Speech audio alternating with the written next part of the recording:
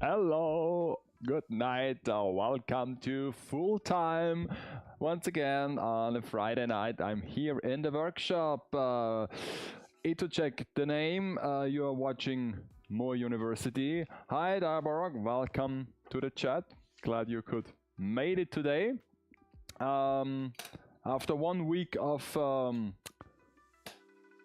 a short little off week, it's full time again. So yeah, 5 minutes late, or is it? I don't know. Is the countdown part of the stream, or is it just like because if you watch close, the clock strikes 9 o'clock when the countdown is over. So I would say it doesn't count.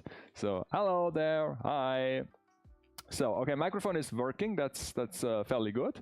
So let me just adjust the second camera as well. Let me see. Yeah, that's an okay-ish angle, I would say. I think that's not how it works. It only goes by hours, not by like minutes. So okay. So before we start today, I have a little unpacking to do. It's late in the month, or at least like second half of the month. So chances are that my top pick of the month from April has already arrived, and indeed it did. So if you watch the video, my month in figures, that I try now to do every month, what I did in the hobby, you can see what figure I like the most that was released in the running month, and usually I try to pick my top place, my first place, and normally I do this via AmiAmi because I like their service. I like the little prints. I never had a problem, but this time the figure wasn't available, so I had to search for an alternative, and I've ordered it from a shop that is called, what was it? Anime NPC. So pretty generic. Also, like, compared to AmiAmi, looks terrible. Like their website or their like shop looks a bit like amateur-like, or a bit like scammy, for a better word. So I was like, but then again, it was like a sub €100 figure. So I was like, I don't care if it's legit or not. So yeah, I've ordered there, and interestingly enough, I did not get any like shipping notifications. I received an order confirmation, but I did not get any shipping information, so it was a bit odd. But yeah, this week Anime NPC is the name. Yeah, it's the name. Yeah. At least I think so.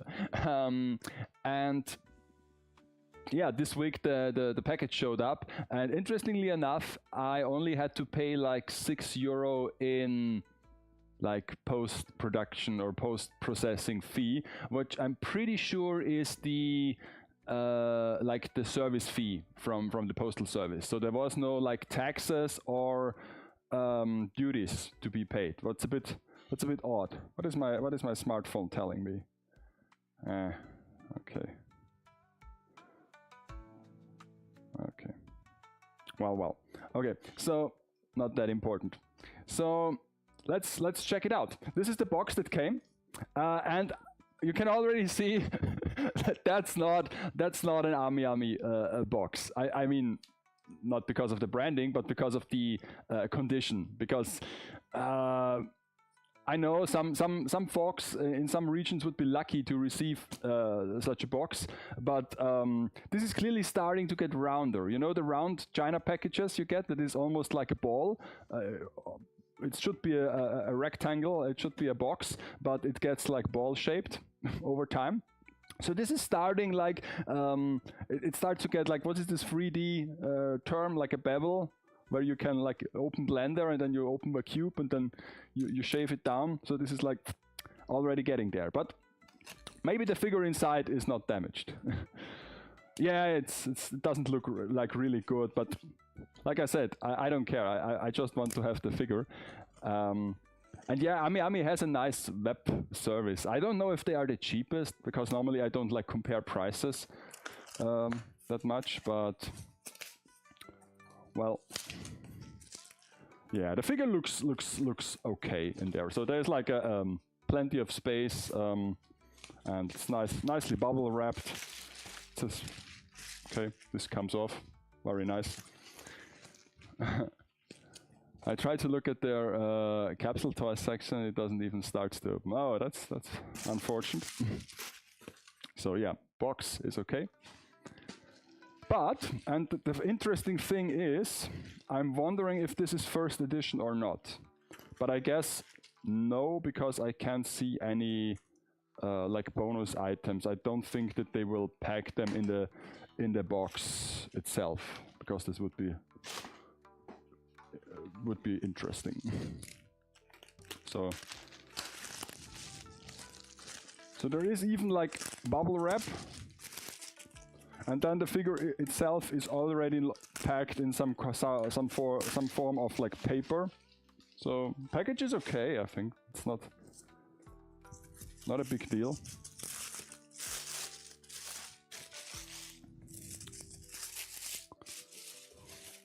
Ta-da! That's a nice little box. That's a nice little box. Here you can see the illustration of the figure. It's a 1/6 scale, but of course, of the pose, it's a very small figure still. Kind of reminds me of those Kanna figures that were also like pretty big in scale, but Kanna is a small character, so the figures are almost always on the smaller side. Do I unbox this? No, I don't unbox this. But yeah, it's the normal version, where you only have like the second face. There is a second faceplate in there, and then there is a cap that can be, I guess it can be removed. It's not like advertised that it's an optional piece, but and then on the bottom you can see the little flower and this rabbit thing that peeks through her hoodie. That is an optional piece that can be removed. So, and the flower as well. So I like the color combination of this figure. So yeah, it's as far as I am concerned, it's an original character. So there is no like series or backstory behind this. So yeah, that's cute. Now I have like this like tissue paper. I can.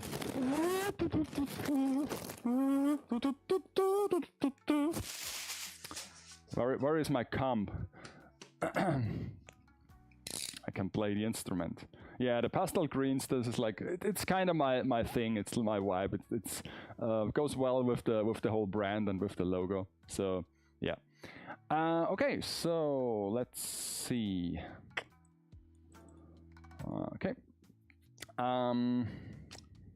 Now, the second thing to do is to show you the status of the project.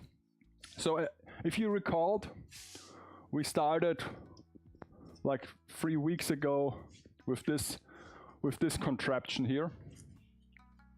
That should resemble this base. This is the base, the original base from this Toho figure that I'm working on right now. I try to I can show you this. Yeah, this is like the figure, and this is the base from the figure. Yeah, that's a My Little Pony cup here.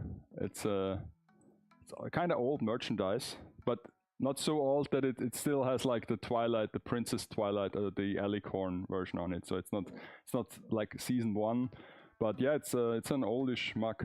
But I like the shape, and print still holds up, interestingly enough, all the dishwashing. So yeah, so the base, and there are like two components to this base. There is this stone structure that basically consists of two stairs, one stair and the other one that is like partially obstructed, and then those like stone lanterns. The stone lanterns I've already printed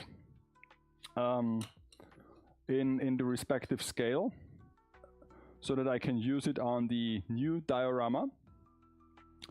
And I've also tried last stream, if you recall, to like get this a bit more detailed, and the scratching and the sanding works well.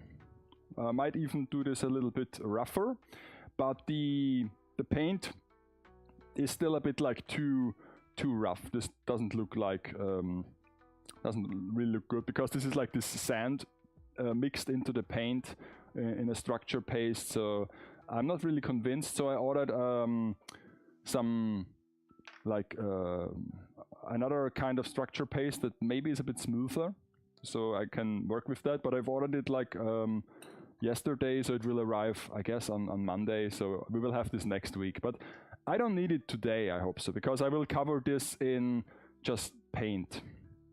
Sand it and have this covered in paint, so that it looks a bit more stone-like, and so that I can paint it. So like, there you go, those stone lanterns. When you were younger, okay, so it's still around, isn't it? It's like, or do you mean like other generations, like G1, G2, G3? Because like G4, like the Friendship is Magic thing it's like, it's almost 15 years now, isn't it? Has to be, yeah. Okay, so this is the base, and then, so this is like just the concept back in our times. Okay, and then I've already started to recreate this as a carton box model, and I mean, this is like covered in tape now. I don't know if this does any effect. Maybe it does round the edges a bit, but this is like the cardboard version of this. So this is like sturdy, you can throw this around. It's not like this, but there are still a few things missing. And then I have like the two Merci chocolate bars that is like this and this part here. So it is almost the same size, like so. You can, and then it will be put somewhere here, I guess. It's okay, I think. It's not exactly a one-to-one copy, but it's at least it's as close as I can get, like without a 3D scanner or with. And also if we look close, those lanterns here, they are a bit like cut off into the base so that they get into an angle. This one here is heavily like molded into the structure, and of course I have now intact lanterns, so I might have to cut them today. I don't know how to cut it, with which tool, to be honest. I guess I will do it with like a metal saw to get a nice clean cut. Because if I do it with like an power tool, I might melt the plastic, so it won't look that good. Also, the 3D print is hollow inside, so I have to cover this up where I cut it. So yeah, but I can try. At least if it doesn't work, I can print it out again. It's not a big problem. So yeah, this is was a trying process. It's okay.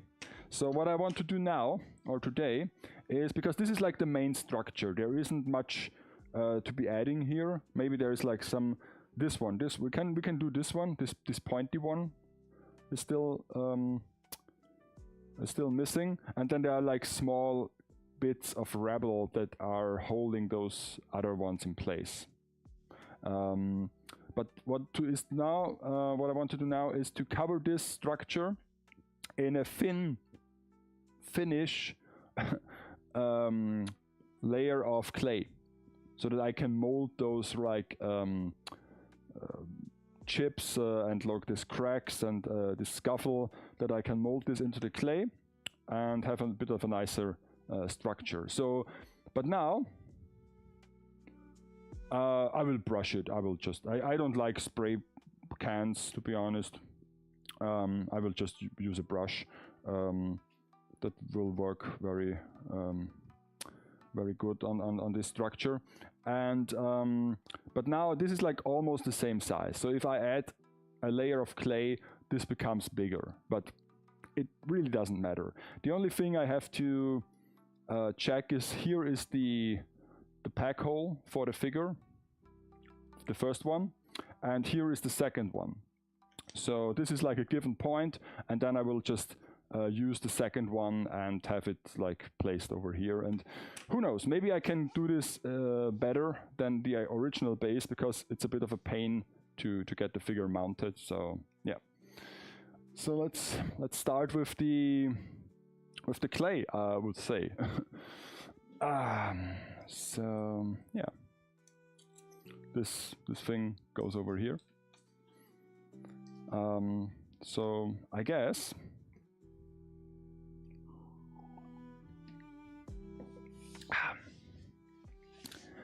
I need some placemate and some tools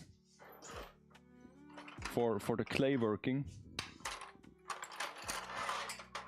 like this one and this one. It's always the same things, all the funny little tools. It's like real sculpting, isn't it? And then we need some sort of like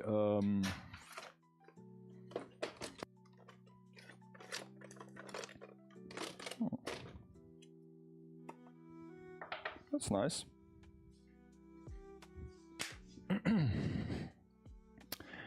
Okay. And then of course, if this works well, I can extend the base, but based on the model that I've already did, the extension are just like basic plates and some of those pillars that are just flying around. So this is just, you know, freestyle at this point. Maybe I will start with those. Those are like easy shapes to do. First, of course, I want to somewhere, yeah, I've already like chipped away a thing, but I want to do this a second time as well. So now that it's dried,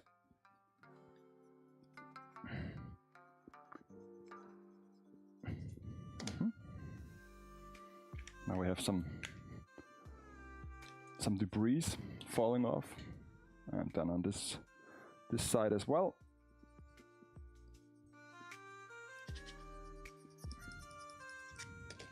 Okay. Yeah, sure. So now let's cover this in clay. I guess I have to also use a bit of a glue, water, and then let's get our hands dirty.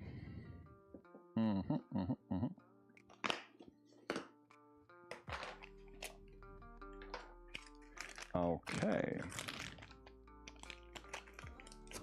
First time I can do this with like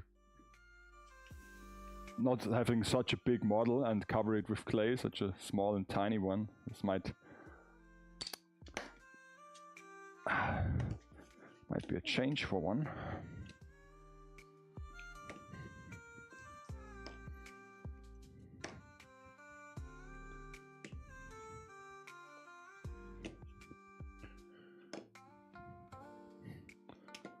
Of course, I don't want to have it too thin, because otherwise it would be hard to mold some cracks into it. So let's try this.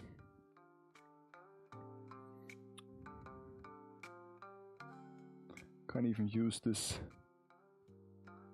as a template. Very nice. Hey, stay here.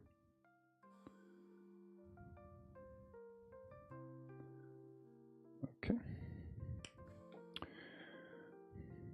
I mean, there is a still to it. Some sort of mixture workflow, partly Fimo lady, partly baking thing, but it's oddly relaxing to work with clay things. I don't know. Only problem is that the hands are getting so messed up.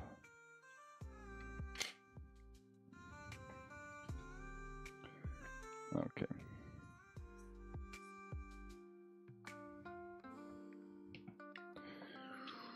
So yeah, just a quick reminder, if you want to hear me talk about certain topics, you can always choose one from the spinning wheel. It should work here as well. At least I hope that it works.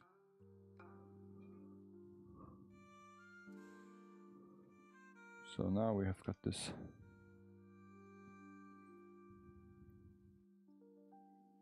And I guess it's like, do I use the, okay.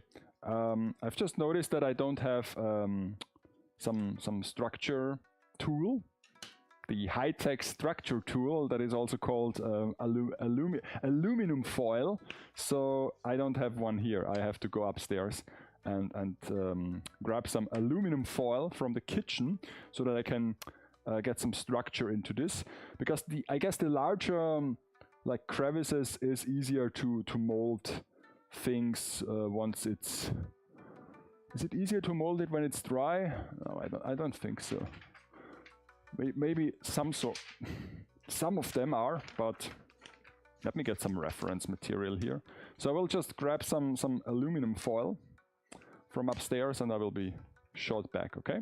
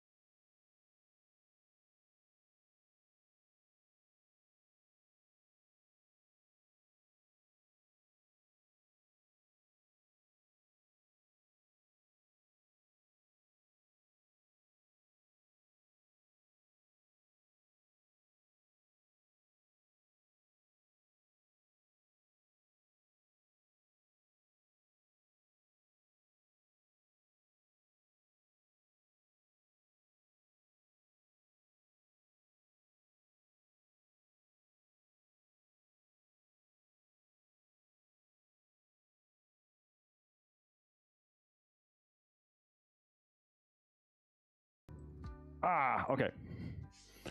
Now I can build my tin foil head.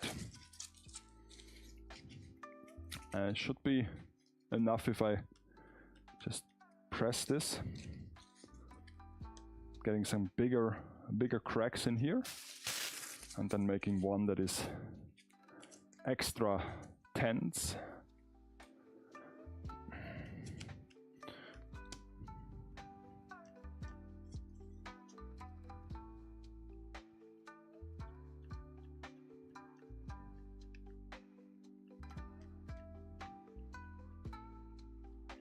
Very nice, very nice. And maybe I can do the cracks as well. Let's see.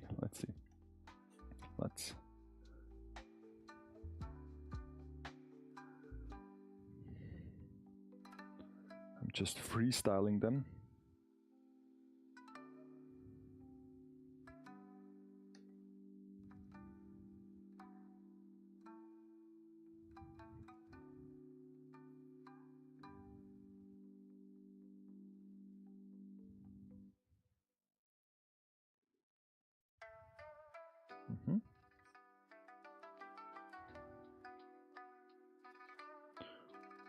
It makes all the difference. I can bring you closer, I guess. Into the action, so as long as if I'm staying on this black thing, I can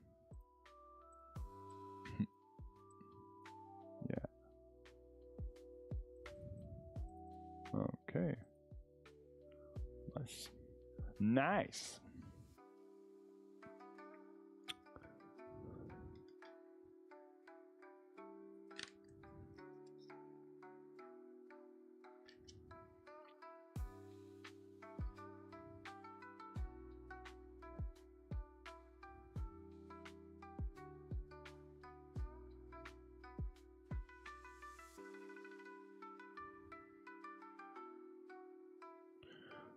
So how was your week? It's Friday, isn't it? I mean, was it satisfying?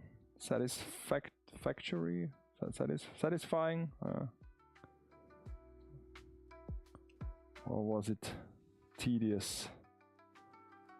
Is it like, thank God it's Friday? Or do you can go on?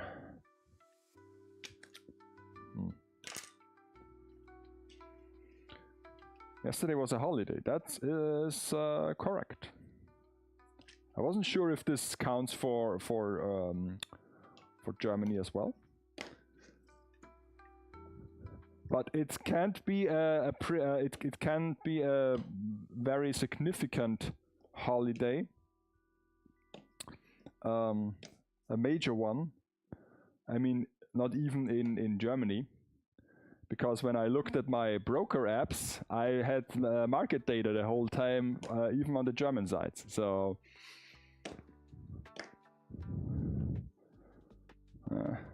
of course, I had like market data for the US sides as well, because they are only closed on US holidays. But some of those like minor religious holidays, they are not a reason to close the markets.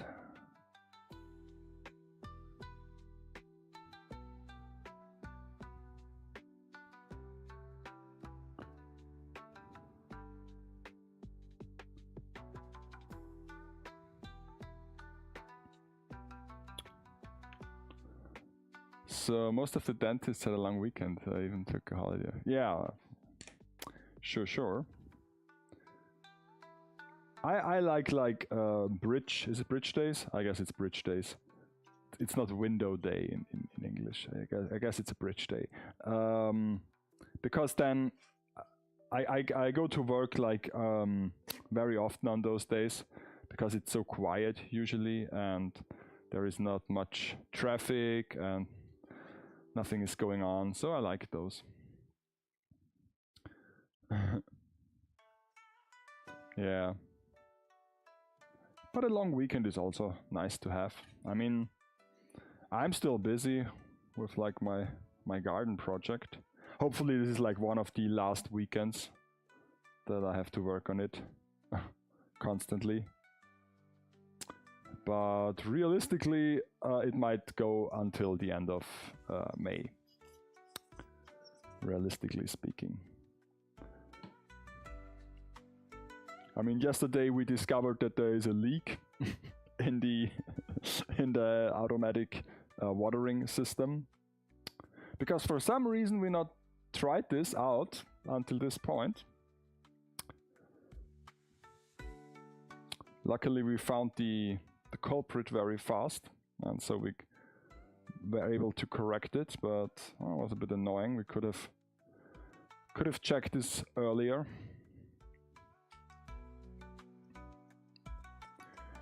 But if you work and if you have such like bigger projects, you can't always win. It's like some days you will have like setbacks and minor annoyances.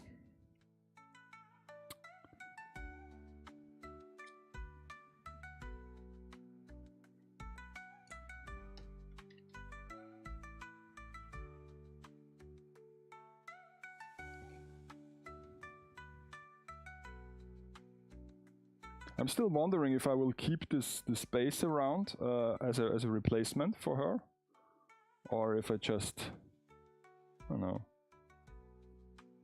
don't do it. Might depend on the final product, I guess. Didn't I want to like install LEDs as well? Ugh. Do I have to? I guess I have to.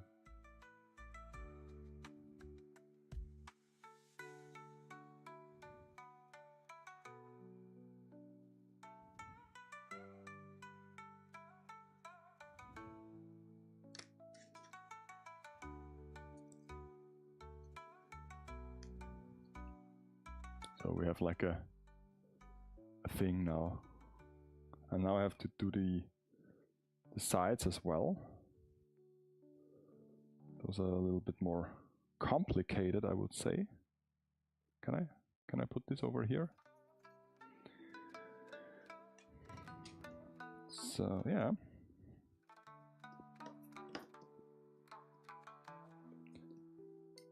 So next, for me it's a super long like weekend because I mean I went to work today, but I don't count those bridge days. Those are like holiday in the office. Same like home office. It's just, you know, it's basically a 4-day work week then. But next week I'm on vacation, at least from work, because the last thing that had to be done is to do the grass. So next week, at the start of the new week, I will touch some grass and get this done in the garden.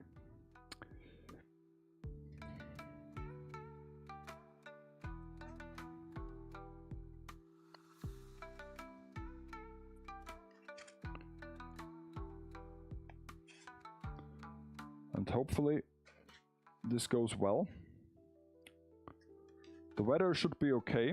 We already made sure about that, but I mean, we didn't make sure, but it's a lucky thing that last couple days were a bit more on the rainy side. Especially tomorrow, we expect heavy rainfall throughout the day. I mean, not like heavy rain, but just a long duration of minor rainfall, I guess. So a very good thing for all the like farmers and the nature in general, because we're still had a bit of a drought lately. But yeah, and I guess it's also good for the grass that needs to be harvested at Monday. And after that, it will be nice weather and dry, so we can keep working.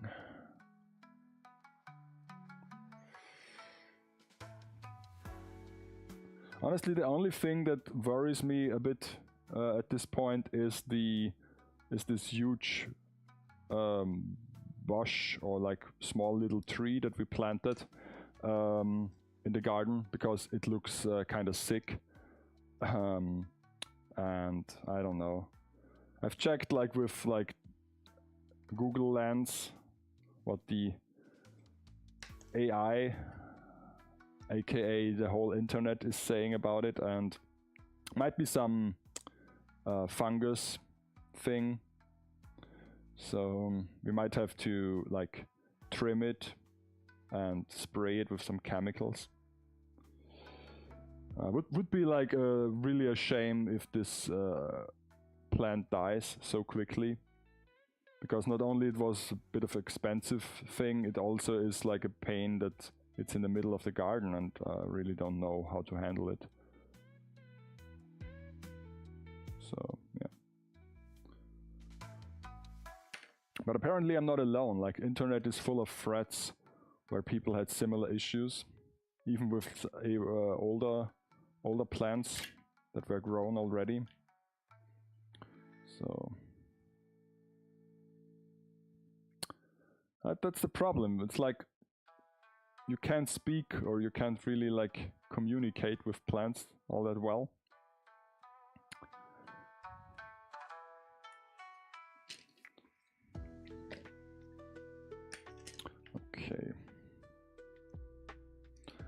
know how big this should be now.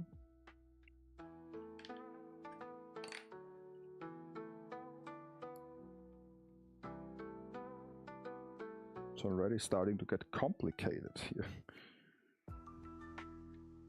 And those are the easy structures. Now maybe not that easy because I have to hold this thing in my hands the whole time.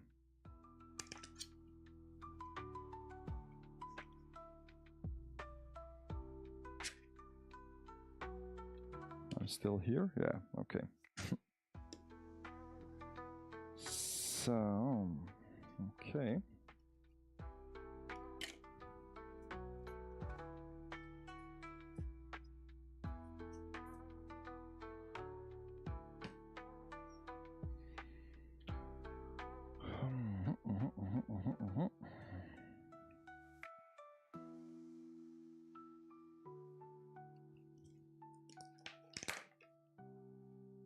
I mean, like always, I will have to sand this and paint it. So, in the end, this looks nice. I know it. I've done it so many times now. Always looks nice.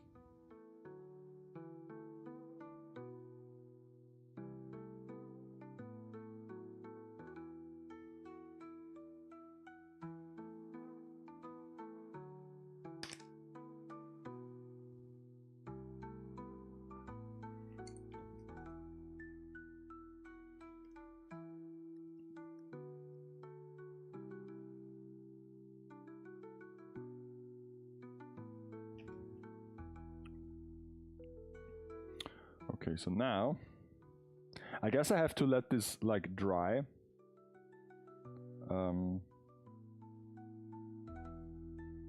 In order to handle the other sides as well. Would not be wise to go any further with this.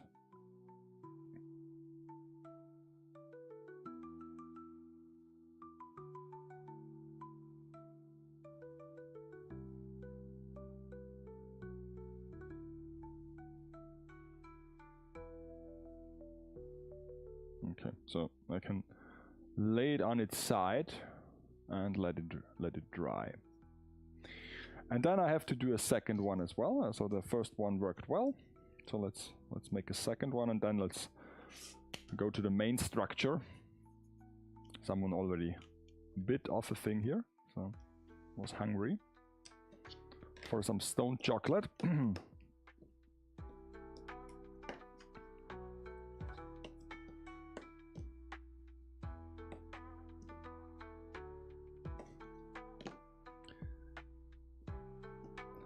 I also really want to go to the chocolate museum or to the chocolate factory again this summer. This time with my parents, because I've already showed the factory so many people. Actually, it's my like 5th or 6th time, I forgot there. Because it's like a day trip to go there. It's not super close. But it's totally worth it. But the window is closing. I don't know.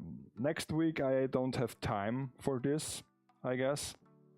And then there is June. So June might be still possible if I can get a day off. No, not the Lindt one. The Lindt one would be like, I guess it's like in Swiss. It would be super far away. No, it's Zotter. It's an Austrian chocolate manufacturer that yeah, it's supposed to be like good chocolate, like not only like tastes good, but also is like a fair process, not super yeah, I went to the Cologne one, the Lindt thing. That's a total was totally disappointed by it. You can't really compare this. It's like I was like mean. I was saying like that's the chocolate museum. it's not called a factory, but let's say it's like both are museums. Like you can see how the chocolate is made, or learn about the chocolate. And the German one is like a real museum. So it was like a real you go there and you watch all the like exhibitions and like get some information down there, like stations where you are informed where the cocoa beans are harvested and how they are processed and so on and so forth. And it's a very German way. It's like educational and very strict and no fun allowed. And they even like I got like 3 little chocolate pieces, like the miniature chocolate bars there. That was all I got. Yeah, no fun allowed. And in comparison, like the Zotter chocolate, it's not a museum, it's a factory. Basically, you tour the whole factory. You can walk right through the factory, but of course there is a glass like hallway. You go through the factory, so you see the people working there. You can watch them, but you're not like really in the factory. And the whole way is like over 100.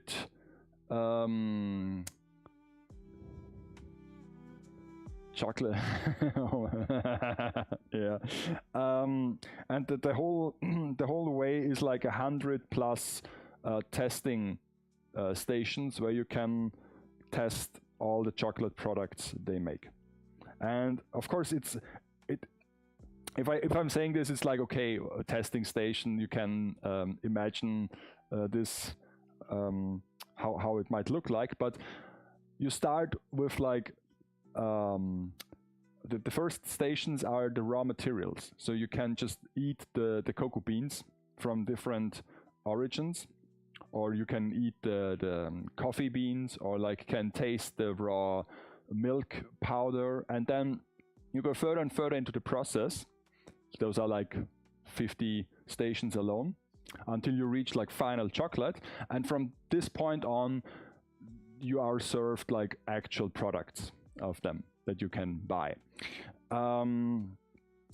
And each of those stations is a different way to serve you chocolate, and in a very creative way. So it's cliche to say this, but it really is a bit like Charlie and the Chocolate Factory in some way.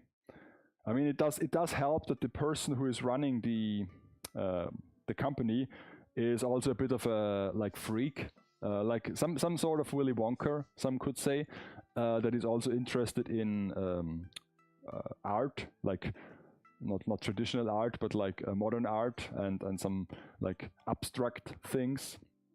So the whole factory is also plastered with some sculptures and some paintings and like interesting art installations. So yeah, and also they have a huge pet zoo that is called the edible zoo. So it normally you would say, okay, this is like the chocolate thing where you can eat everything, but no, it's just that they also make not only chocolate, but they also have some butchery included. So all the animals that live there are basically at some point they will get butchered, and they will you can also buy the meat, like sausages and bacon and all of that. And the idea basically is to look your food into the eye, and that you can see, okay, this was once an animal, and you can watch it and pet it. But it's not just animals. There are also like this whole path is blasted with fruit trees, like vegetables, herbs, and all of them are like described in a way, so you can, if you want, you can read about them and learn about them. So yeah, the name is like the factory is, the brand is Zotter. It's like a Zeppelin O-T-T-E-R. It's Zotter. Sometimes you see the chocolate in a supermarket as well, but this is just a really small like section they have.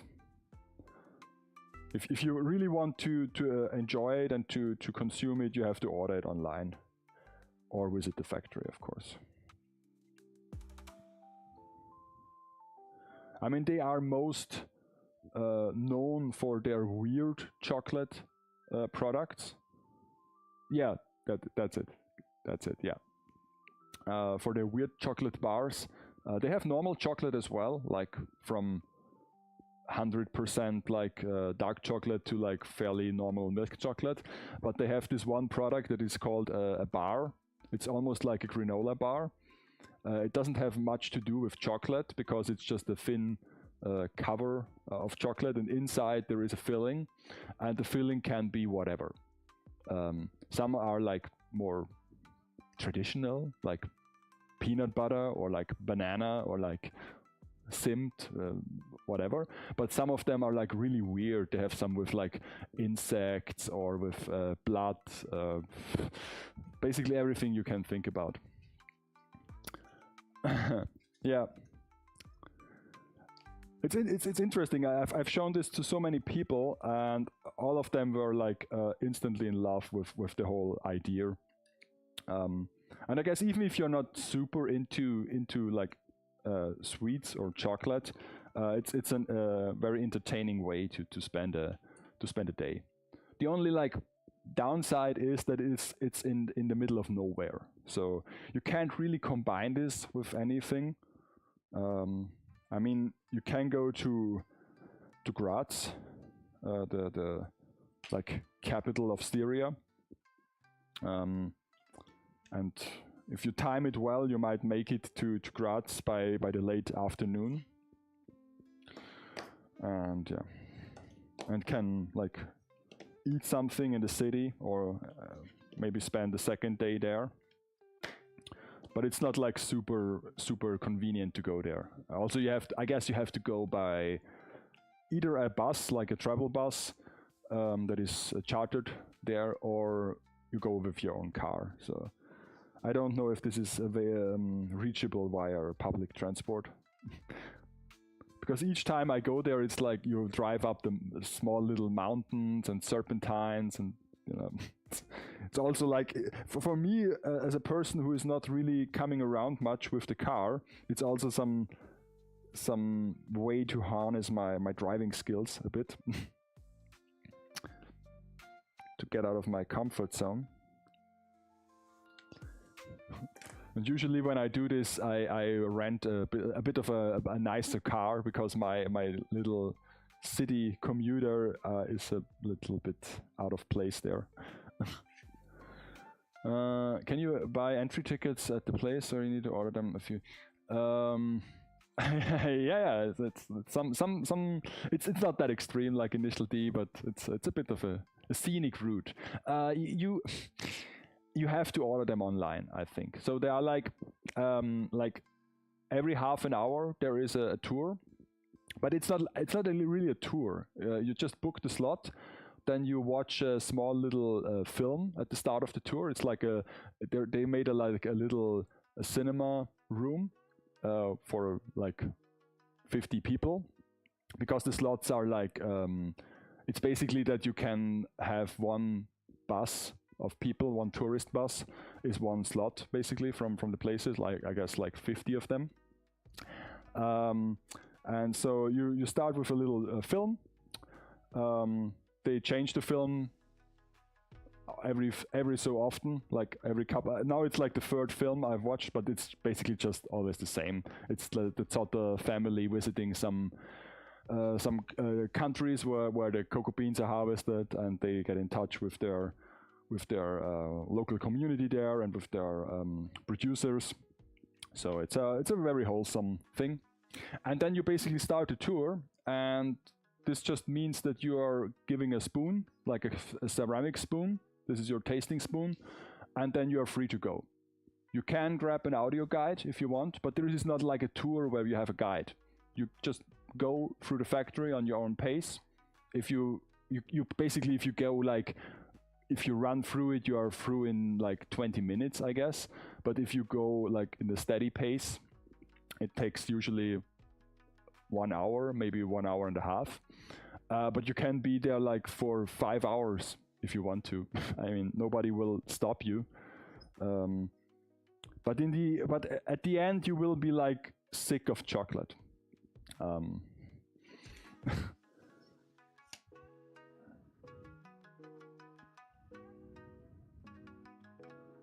and of course, if you complete the tour, then you have a large like shop where you can buy all the things, of course. But the good thing is, unlike the supermarket where you most likely go shopping hungry, you will have eaten so much chocolate by this point that you maybe not buy as much as you would otherwise. Maybe for some friends or family, because the products are, like I said, not readily available. But it's not like, oh my god, I need to buy chocolate.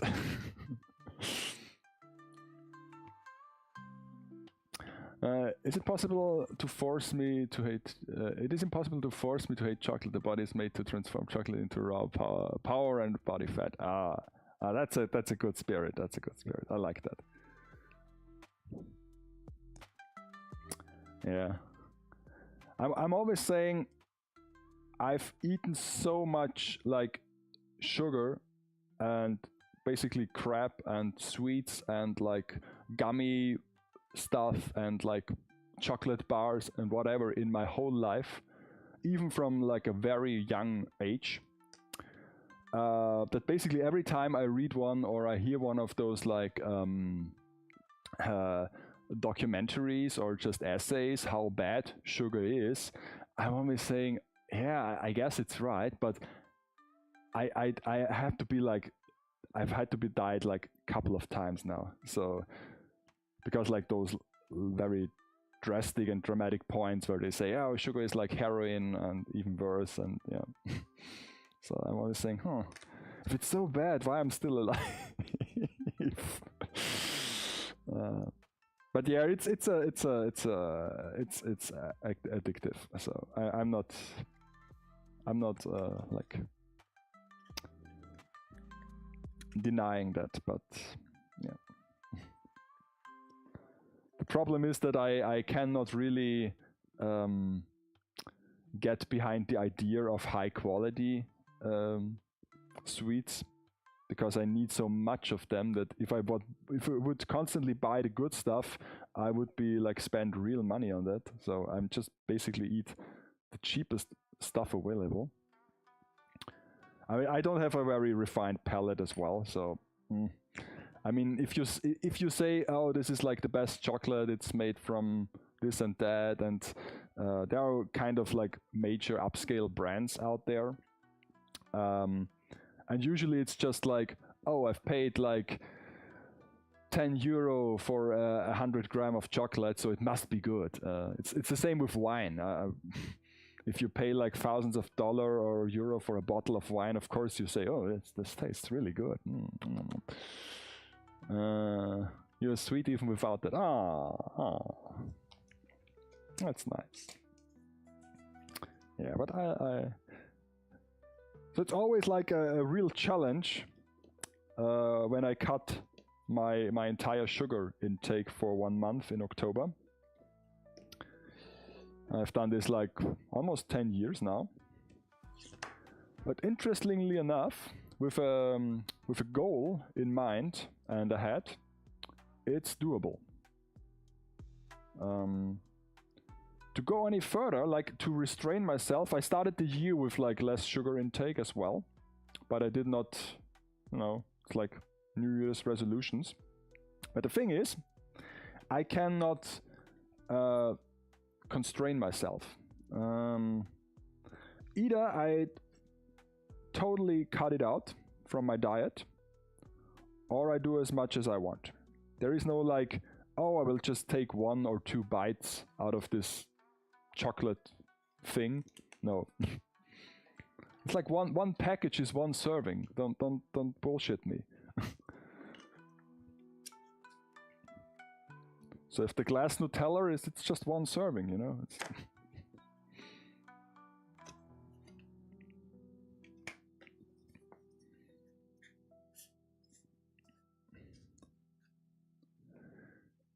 is that a green stuff world? Glass roller? I don't know. I don't know. Might be.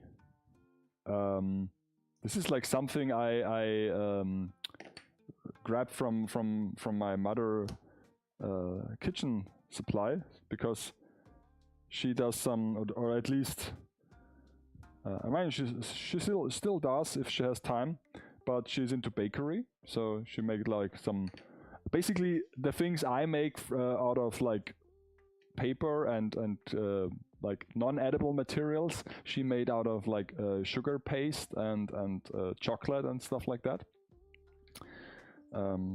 So yeah, and so I guess she provided me with this, or did I get this from Vienna when we like did some Fimo stuff? I don't know, but it might be.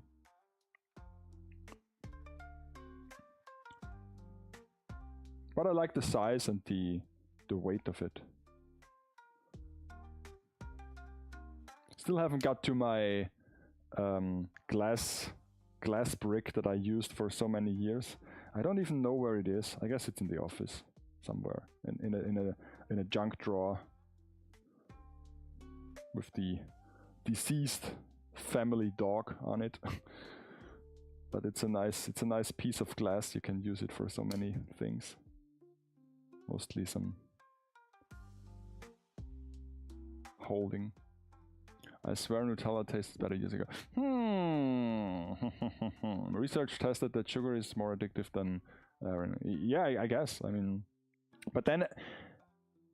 It's fairly easy to cut it out for 1 month. At least, if I say I cut out sugar from my diet, I mean like... chocolate and cake and basically all the sweets. I know, like, if I eat ketchup, there is sugar in it. If I eat like white bread, there is mostly likely sugar in it. If I eat any other kind of sauce, there is sugar in it. So but for me, it's like just cut out the soda crap and also, of course, the sweets as well. So. And then, of course, I also don't do sugar-free things because I want to cut out the sweet taste, not actually the sugar itself. So I don't drink. Oh, I can do Diet Coke in October. No, I just don't drink Coke, or just drink water and tea and stuff. So, by the way, tea, it's a good thing. Yeah, Nutella. That's also a good thing that I don't have like a very clear memory about those things. But so many people say that's all the things, like they say the same thing about like a Milka chocolate, that it tastes better. They say the same thing about Manna Schnitten, like wafer things. And I guess at some point they changed the recipe and they had to upgrade material, either because it's a better process and it's more cost effective,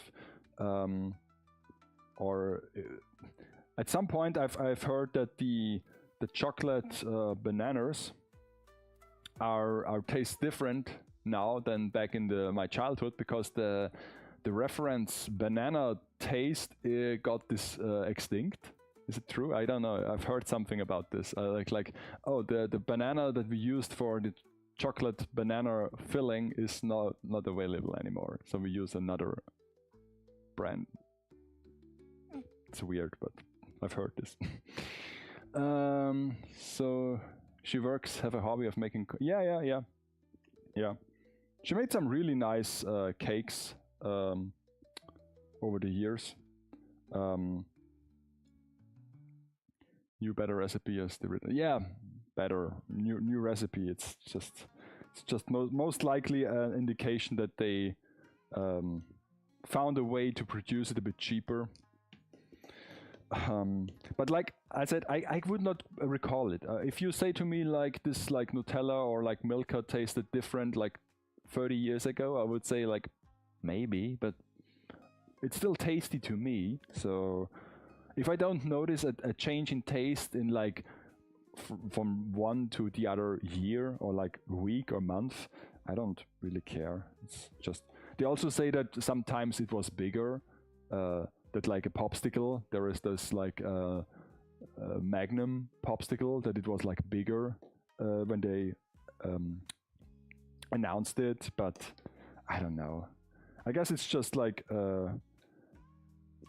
imagination from some people, because the classic brand that is still available, but nowadays those popsicles are more like special editions, and they usually are a bit smaller, so that they can still cost a reasonable amount of money, but are have a more profit margin, I guess.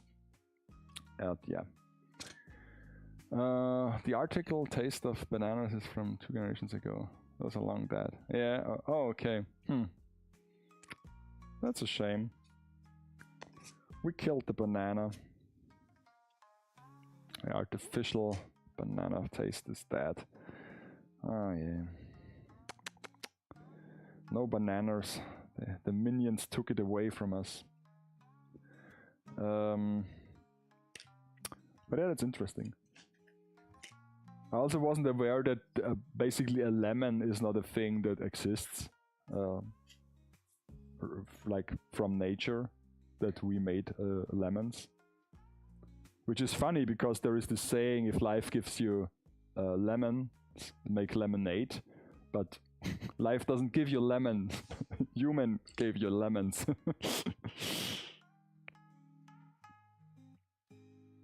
So there are like very few citric fruits that are like OGs. The others are just like crossbreeding. And in a way, it's like dogs. Like the majestic wolf that is seeing this tribe of humans in the distance, sitting at the fireplace, and he's thinking, maybe I will go there. What's the worst that can happen, huh? Get some food, get some shelter. Can't be that bad. All bananas are clones, that is why they all have the same tastes, as they are cut parts from the same plant. Really? That's interesting. It's so weird sometimes how this plant stuff is working, isn't it? I mean, today it was like in the news that Trump visited China, and now he's coming home with some apparently with some rose seeds.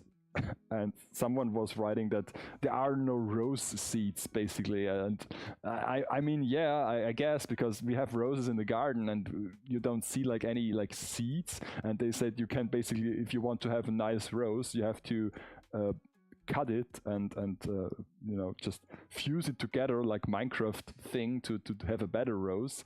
So it's not like a seed you put in the ground and then you have like roses. I've seen paintings of old watermelons. Those things were quite unique. All those were mostly skin, large amount of seeds, and pods are quite small. Yeah, that's another thing. They certainly like engineered those fruits to be the maximum like usefulness to our consumption. If you have like a watermelon that is like just skin and seeds, I mean, what's the point of having it? The same with apple trees, you plant. Yeah. I mean, you can still plant an apple tree, but the apples will not be good. I mean, I know this because my grandparents from my father's side had some of those like wild growing apple trees in the garden, and those apples were like just. And then of course they gave it to me as a small child. Here, we want an apple, and it's like, that's not the apple I know from the supermarket. Crap apples, yeah. I mean, I guess you can use them for some like making alcohol or like juice or no. Okay, this is like dry now. I have to use another material. Okay, so now we can start with the structure.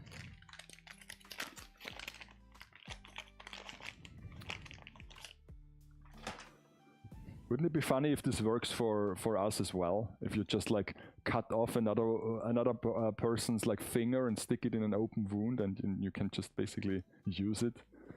Sometimes I mean, it doesn't work all the time with like flowers as well.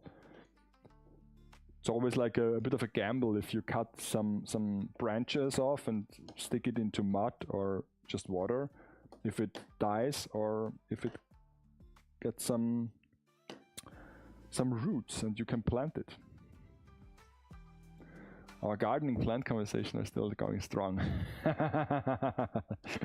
I didn't update the wheel, so there is a highest chance that it comes on again. So it's a bit of a gamble, I would say. The interesting part is that the one tree that we planted that is now sick and doesn't look so good, the day we planted it, I noticed at the like root section that is covered in like dirt, the round thing, that there was something sticking out, some sort of like plant, some small thing, and I grabbed it, and it had like some body, like hard shell, some thing that was cracked open, a long root that was like just like a tail, and then a small like baby plant thing. Okay, so I was like, okay, this is something that is clearly growing. So I took it and I planted it in a pot, and now it got some leaves. So I was able to take a picture of it and asked the Gemini what it was, and apparently it's an oak tree. So the thing that I put from there was an oak fruit, and so I put it in, and now I have a small little oak tree.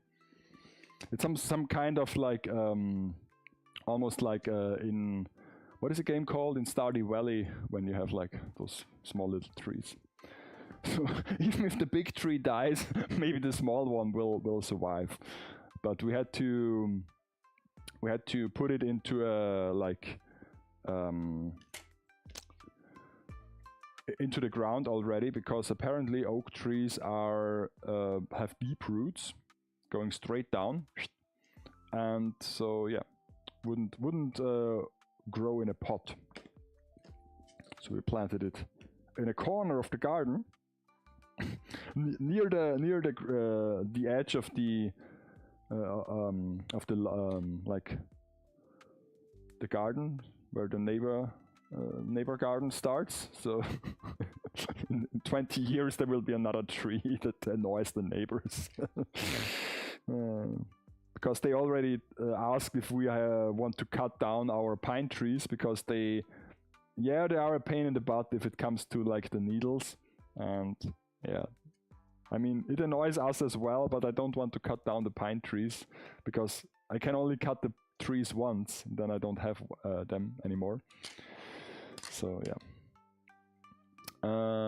it's not about the model building, it's always about the food and gardening stream. Yeah. I mean, I can, it's like, I was thinking about like things that I can talk and like basically have a conversation, because of course I can like just tell you what I'm doing, but it's not like very interesting. And also I'm doing the same thing for quite some time now. If I start one process, this was always like my most like my main issue with when I plan to start those streams, that this is not something you can rush. It's not like building a Lego set where you just basically rush through it and you have like real progress. So if I commit to one task, I might sit here for hours and do the same thing. So I cannot really talk about it that much. I can say, oh, this is this and this is this again, and now we're doing the same thing over. And nice. I tried to plant a walnut last year, but squirrels ate it. Yeah, it's not that easy. I mean, there are like those video reels, those Insta reels, or like time-lapse videos where they just put something into the ground and it grows. But in real life, it almost never works if you put like some apple seeds into the ground, or some like even like some tropical fruit. We tried this with a mango. Was it no? It was an avocado. At one point, we managed to get it to like shoot state, but it soon died after that. So we weren't able to have a avocado tree, I guess. Is it an avocado tree? Let me get some reference over here. Okay. Oh, there is like a corner already, so maybe I have to do a second layer here as well. Interesting. I can do that, no problem.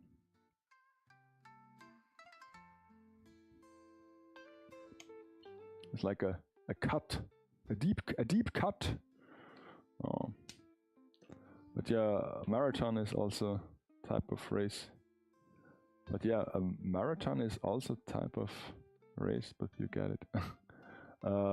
It's not a race, it's a marathon. Yeah. I don't know if it's even is a marathon.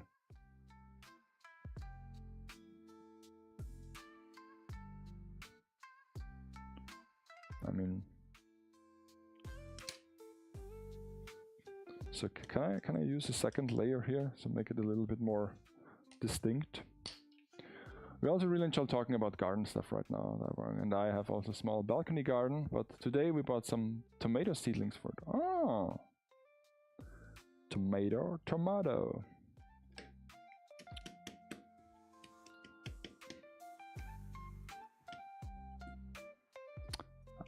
I don't know if we want to plant some tomatoes this year. We might be already too late to do so. But usually we had like cherry tomatoes when my grandmother was still around. And also salad, like just Cobb salad. And yeah, it tasted good. Tasted really good. I don't know if it's just a thing where you enjoy it a bit more because you grew it by yourself. Just another one of those mind tricks, or if it's just better quality, but yeah. But for some reason the tomatoes, the last years, they did not grow as well as they used to. So maybe it's just some nutrition aspect, because let's be honest, we did not like look into this like crop rotation that heavily, to be honest, because that's like one of the most important things you have to do as a garden person who wants to grow stuff. You have to be aware of crop rotation and just keep your like soil fertilized. It's the reason why you never see a strawberry field at the same place twice, like over the years. It's almost always like nearby, but not at the same field, because you can only do this once, and then you have to recharge the field. Oh my god, we used to go to so many strawberry fields where you can harvest your own strawberries, and of course also eat them while you're there. But we did not like really eat that much strawberries. We just like really harvested a ton of strawberries, because back then this was still a cheaper option than to buy them in the supermarket or from those like vendors like on the street corner. But nowadays it's just not lucrative anymore. It's just a waste of time, to be honest. Because if there is strawberry season, they are so cheap in the supermarket that it does not really, it's a wise thing to go to a field and harvest them by yourself. It's an interesting development. Crop rotation is a must, yeah. Yeah, I guess it's fresh, yeah.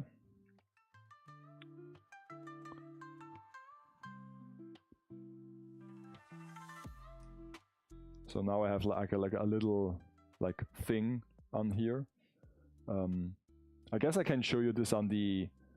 Let me like on the.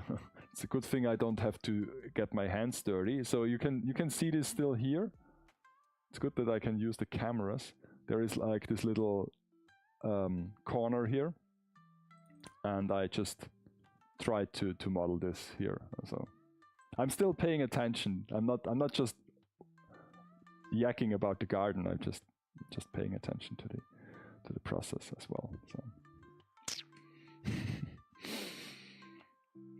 it's good that I have the model behind me, so I can look at it.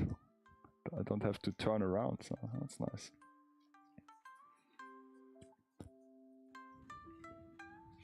So maybe this whole section here.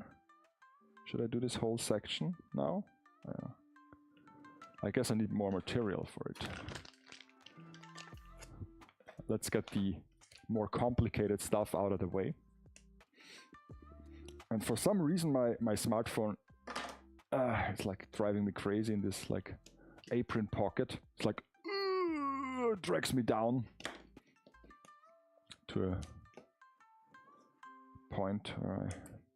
Yeah, and this week was a major achievement in the garden as well, because we finally after so many hours of pre-planning and pre-preparation, we installed, we just like lighted up the lights in the garden. Because when it was like the old garden, there was no electricity and no lights in the garden, so we had like a few of those solar lights, those cheap ones that you can buy in those like garden center stores that basically just work for one season, and then you are supposed to buy them again next season, like all the other stuff that the garden center sells. But now we use the opportunity to wire the whole garden, like with like all those like electrician hoses and wires, and we made like some nice concrete like basements, like bases for the lamps, and yeah, no. And they are coming on when it's getting dark because they have a light sensor, and they basically light the whole garden like ways, and they are burning all through the night, and when the sun comes again, it goes dark. So yeah, it uses a bit of electricity, but it's not that much. I guess it's 10 kilowatt hours a year. We basically calculated. Based on the other stuff I do here, it's just negligible. Okay, so is it big enough? Does the clay air dry? Yeah, no, it air dries. It air dries. It's a very. I don't have to put it into the oven. Yeah, that's. It's also super soft and super easy to work with, which might not be preferable by real artists, like real sculpting artists, because I know that Fimo, at least some of them, and also like those real dedicated sculpting clays like Super Sculpey, and basically this is what the figure people use to build their like master figures, is a bit of a harder material that you can really carve into, and it's basically just like a soft stone, for lack of a better term. So this is a bit like too like gooey to form anything. But I'm also not a sculpting person. I do not possess this skill. Like I said, like so many people, we tried our best luck with Fimo stuff, and we soon found out that this is not the thing, neither for me or my roommate at the time. So we basically dropped this. But to get a nice stone structure, I think it's a nice thing to have. So you can basically build the base out of a sturdy material like cardboard or wood, and then cover it. Because if you are like lazy, you might use like styrofoam, and you have a similar structure already, but then it would not be as dense. Because I want to mount the figure on here, so at some point this might get under pressure. But since it's a bit of a moist location here in the basement, it dries really, really slow. Interestingly enough, the warmer it gets outside, like in the summer month, the more moist it gets in the basement, because of like the cooled air that is like sitting here. It also gets more moist, and usually in winter it's a bit more dry. This was also why I was like concerned about the 3D printing location. But honestly, until now, I have not like noticed any major issues with the printing. I mean, of course, I use a enclosed printer and also an enclosed like AMS system with like silica stuff in it, but yeah, it's not a big problem. I've always like I'm always fearful of those like subreddits or like Facebook groups where like 3D printing people are, and they always like show their like plastic plops and like major misprints and stuff like that, and I'm always like, I'm sure this will at some point happen to me. But until now it did not occur. But I also don't print as much. I mean, it's just I'm sure there are people out there who use this like on a daily basis, and I'm like maybe 2 times a month, so. But still, until now everything worked as intended, and if it didn't, it was a user error from my side. So I was stretching my luck. Yeah, I remember people using to make ball jointed dolls years ago. Yeah. I mean, if you can do this with clay, it's. I mean, there are also like those like videos where people using some sort of soft materials and just roll it and then sculpt some cloth onto like figures and dolls. So I guess it's like all things that are not that complicated as they appear to be. So if you start with like basic shapes and just go from there. But of course you have to, at some point you have to learn it and like get the hang of it, get the muscle memory, and then I guess you might be able to do this. There's this saying, isn't it? There is like that true skill is not like what is it called? I only know the German quote. Isn't it from Tiger and Dragon, like this kung fu movie where the master says wahres Können bedarf keine Anstrengung oder so. It's like real skill is effortless or something like that. So if you can do something really well, you don't think about it, you just do it. The worst part is when people even sleep in the same room where they print. Yeah, that's another thing. I've heard that this is not super like healthy to be around. Usually, I was like when I bought the laser cutter, I was like, yeah, sure. This like there is smoke and there is like gases, and of course I've bought one that is also enclosed. But some people use like laser cutters that are like same as 3D printers that are completely open. So they either have to be in a really good ventilated room with open windows, or they have to build some contraption to seal it up and like get the fumes out. But I use it like here with like the filter thing with the hose that runs through a filter system, and if I use it, I can still Slow is precise. Precise is fast. Yeah, that's also a good one. So yeah, I can still smell it, and I'm sure. I mean, it smells good. At least if I cut this like MDF material, it smells like bacon. So it smells really good, but I don't think it's good for the respiratory system or for my lungs. But yeah, plastic as well. I mean, it's like melted plastic, and from what I've heard is that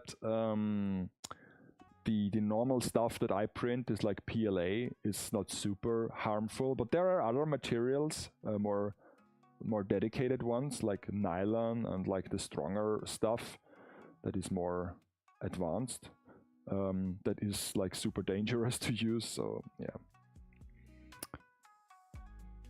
I mean, it's the same thing with those like resin printers. I mean, you can do so awesome stuff with them, but then again, I don't have the nerve to like glove up each time and have like some mask on just to print some miniatures. I don't know. I guess for some people they have to, or they want to, for like cosplay reasons, or like if they want to do something bigger. But yeah. The same with pizza cardboards, as they use horse glue and paper. That's why it smells as cheese. Really? No way. They use horse glue and paper. That's really like. I always assumed the pizza carton smells like cheese and fat because there's a pizza inside that has cheese and fat on it. But maybe I have to. Next time I go to the pizza place and I say, can I sniff your pizza cardboard? Like, yeah, empty pizza cardboard. Can I have some empty doner, like those paper sheets where you get your doner in, your kebab. Can I have some empty ones, please? Because I want to do kebab at home, and I want to like what was it called? Like have it more authentic. The presentation. It's like if you want to make a real good sub and have it authentic like Subway, you go to Subway and you just order some raw bread and you just say, can I have a foot long cheese oregano? And then they say, okay, which meat and which vegetables? And you say, no, just the bread. I wonder if if already people have done this. I'm sure.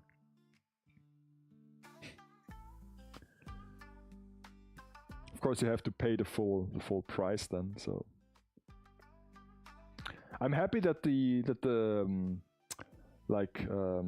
clay is sticking to the tape so well. I was like, is it a wise idea to have this covered in tape?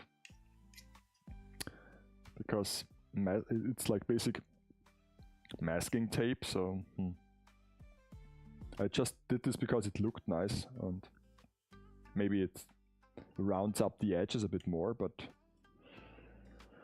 luckily it sticks to the model. So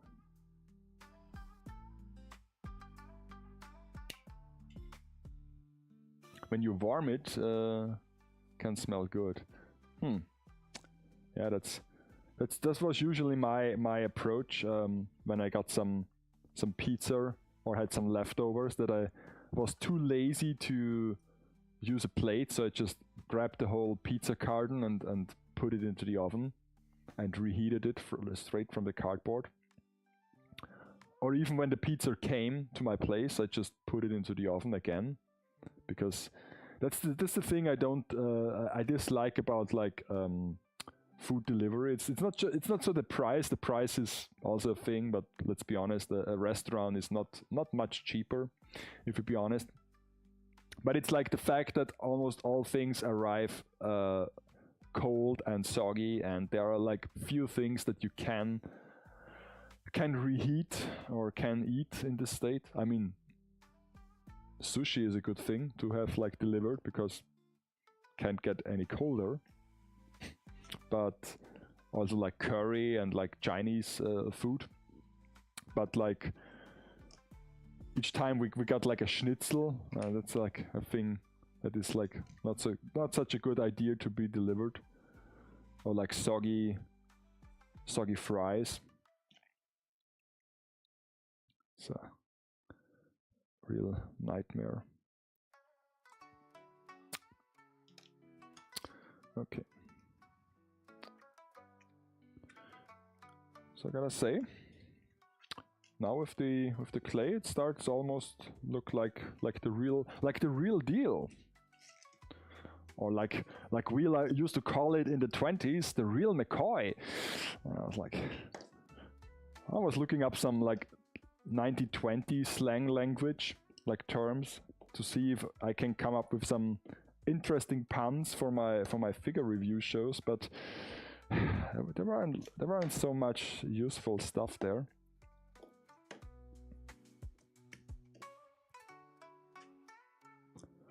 By the way, the Nina review is coming along pretty well, so I will have it published like at least at the start of next week, maybe even the weekend, so who knows.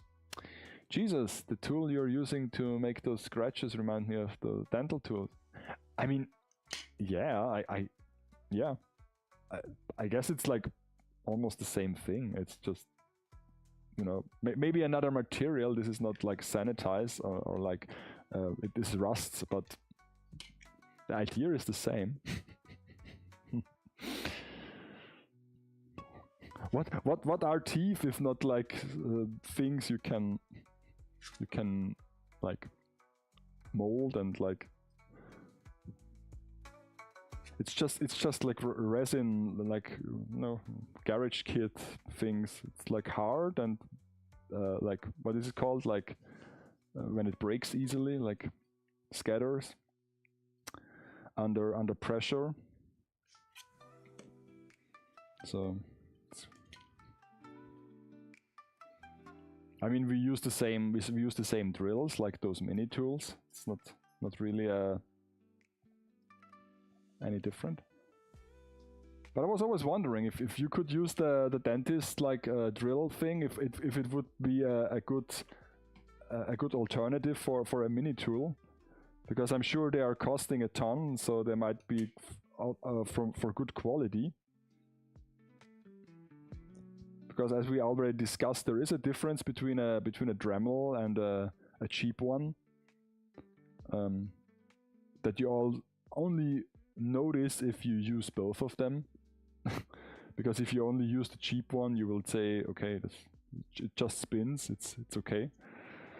This is what it was advertised. It spins fast and does stuff. I use it for my Gundams. Don't tell the patients.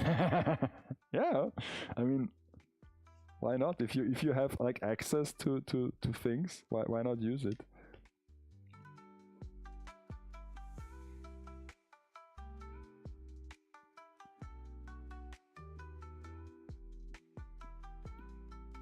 It's like the same thing with most of the materials I used are some free packaging materials that are just byproducts of a warehouse, and so you can just use it, because we would just throw this out.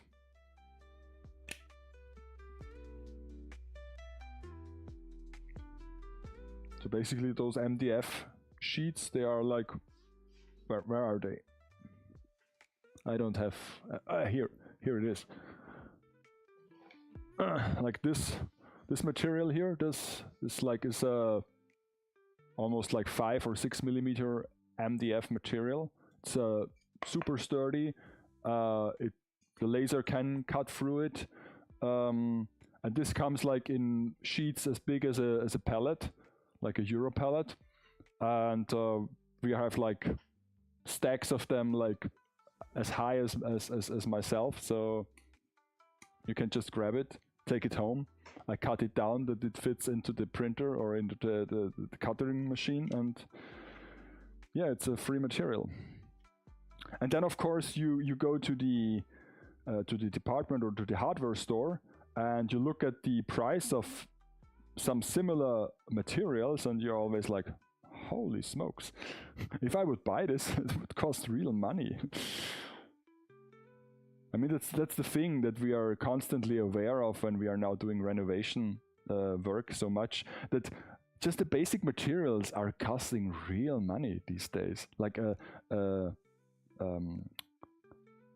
just a wood, like a 4x4 wood stick or wood bar. It's like, it might cost like €5. No, it's more expensive than that. And you just need like 10 of them, and then you just have like a basic wood structure in the end. So medical stuff like Gibson at reuse, yeah. It's a secret that we build model kits and repair figures after hours. Ooh. Okay.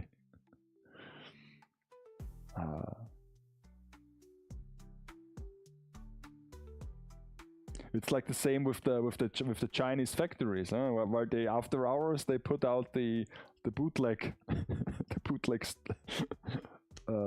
conveyor belt and start to make their own figures on the side. Now we have like almost completely covered. Okay, so what's the other side? Let me see. Is there any like? Okay, there is a second layer that I can put on.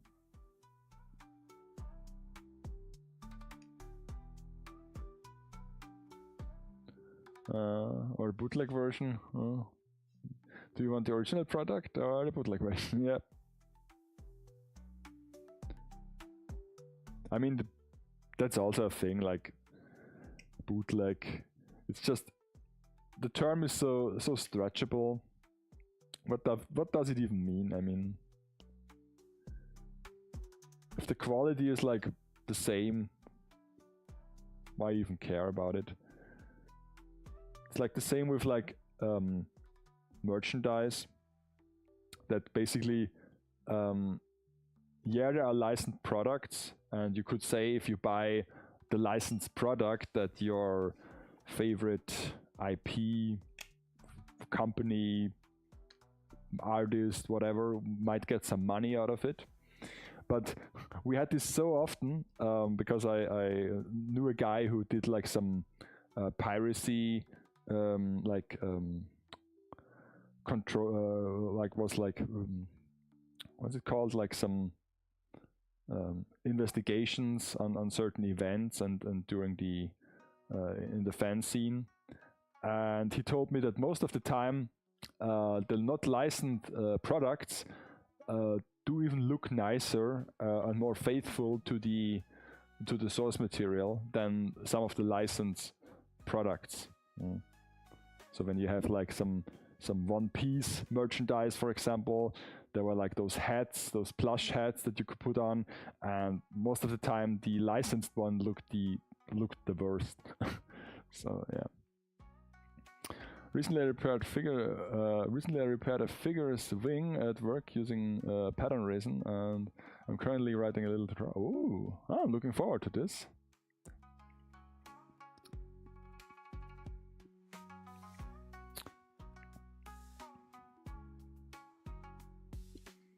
I mean, now I'm even using like UV glue.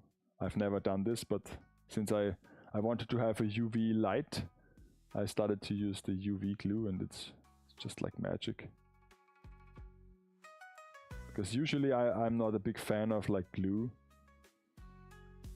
What I'm still a bit disappointed in is all those like plastic glue that comes for the model kit stuff, like plastic cement, because based on the toxicity of those fumes and the way you apply this, you would think that this like sets it together instantly.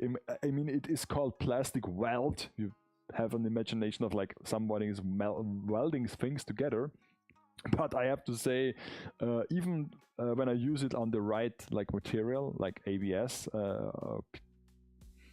yeah, it's okay. It's just, you know, it's a glue. It's not magic. I was a bit disappointed. Did not live up to the hype, to be honest. What I'm still surprised by is how good like the super glue, like the store brand super glue, the Loctite and all those things work on the 3D prints on the PLA. This is like real. This is like as it is advertised, like put it together and you can't pull it apart anymore. But usually like glue is always like more hype than reality. When we used to go to those model building fairs, there was like one each year in Vienna. There were always like those booths, those exhibition booth with where they had those super glue products, and they always used like the super easiest things to glue, like two metal plates, or like what's it called, those things that you put on a screw, a counter thing, put it together, and yeah, of course you can glue this together. It's not a big deal, but who does this?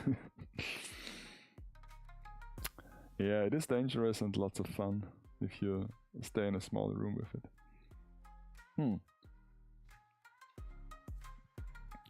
Yeah, that's the thing. The model building people are always like die first.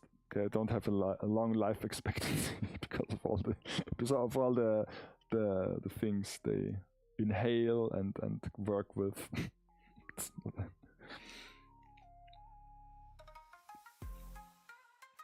It's either that or you have like be super cautious about it, like with some really strong filters that you have put on your mouth. But like basically just have a anti-chemical suit, like a hazmat suit on.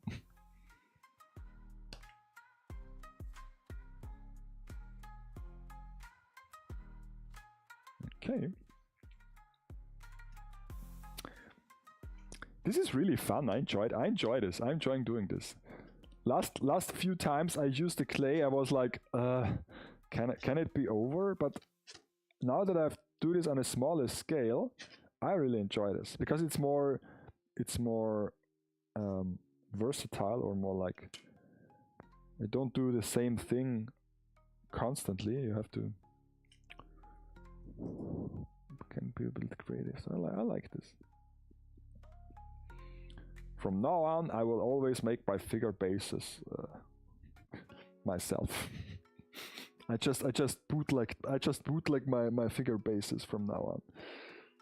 I will just call like Kotobukiya, or will just call like Amakuni, and I will say to them, hey, I just want the figure, only the figure. Can you send me only the figure?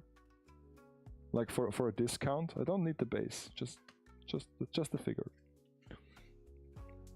It's like the Subway thing all over again. Huh? You go there and say, oh, just the figure.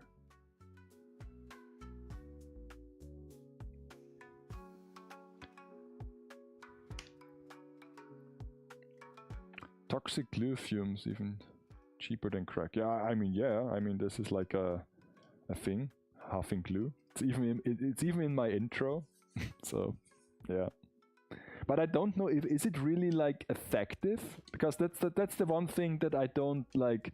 No, I don't get, because you always hear about sniffing glue or huffing glue. It's like I guess some people do this, but it's like more a meme or like a flying word. But is it really like? Does it do anything for you?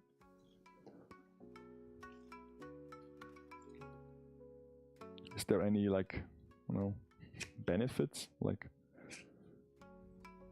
Because some drugs make you like super like mellow, some get you like super productive, but I assume if you just have glue, you just destroy your brain cells, and I don't know. Maybe it's the oxygen deprivation that gets you into some mood. I don't know. Use ventilation. I don't want to have. Also, yeah, I mean, I don't know. It's just strange. It's the same thing with apparently all the kids now are on like helium. Is it helium? Is it the balloon gas? It's not helium, isn't it?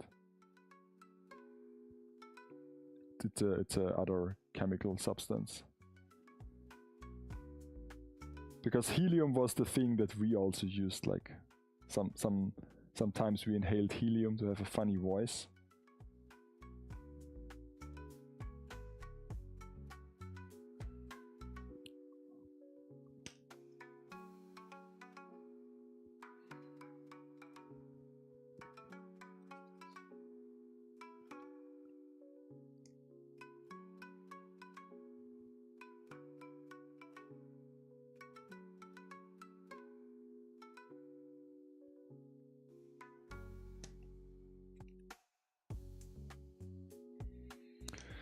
Okay. So are there any like major things in those stairs that I have to? Oh, okay. There are cracks here. There are molded cracks, so guess I have to do them as well.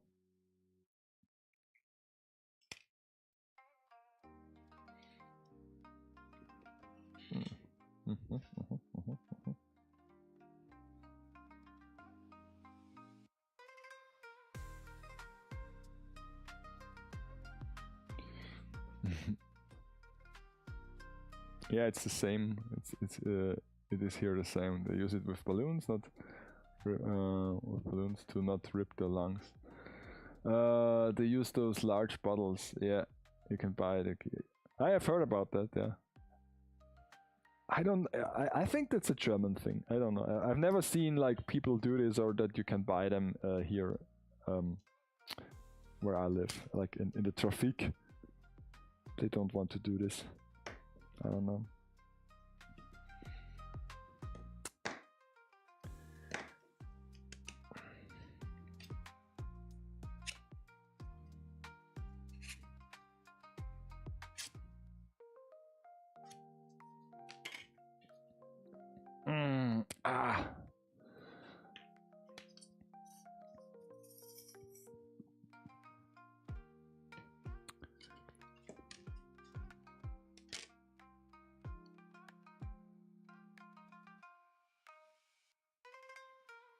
Oh no.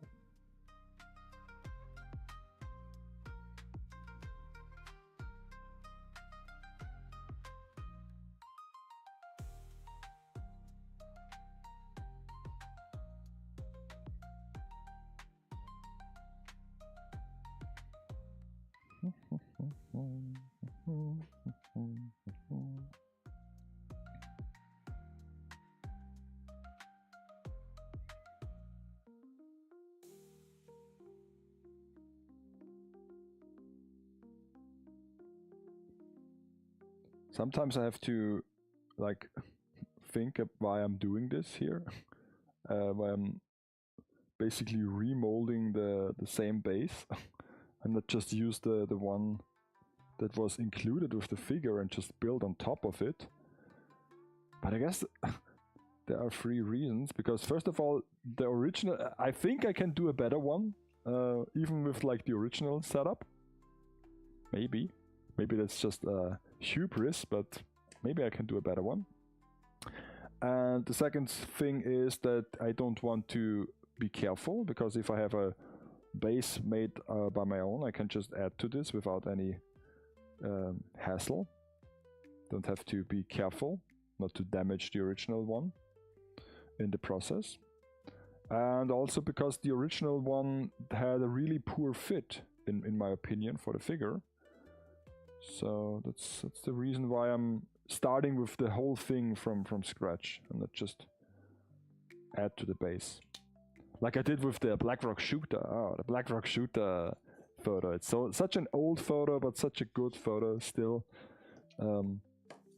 It's like, I don't know, is it like almost 20 years ago I did this photo where I just extended her original base, and it looked so seamless. It was one of those pictures where when I look at it today, where I'm always like questioning myself, did I peak in high school? I don't know. Some of my photos are so old but still hold up, and I'm thinking like, why is the recent stuff like so bad, or at least not like miles ahead?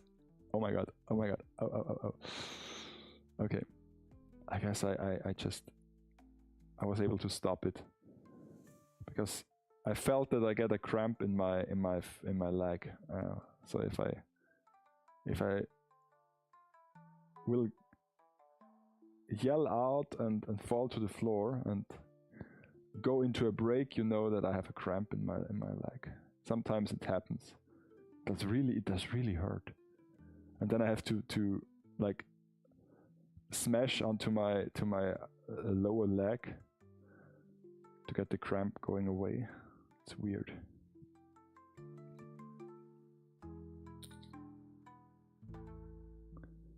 It's one of those, like, if I would like swimming right now in the sea, I would drown kind of things.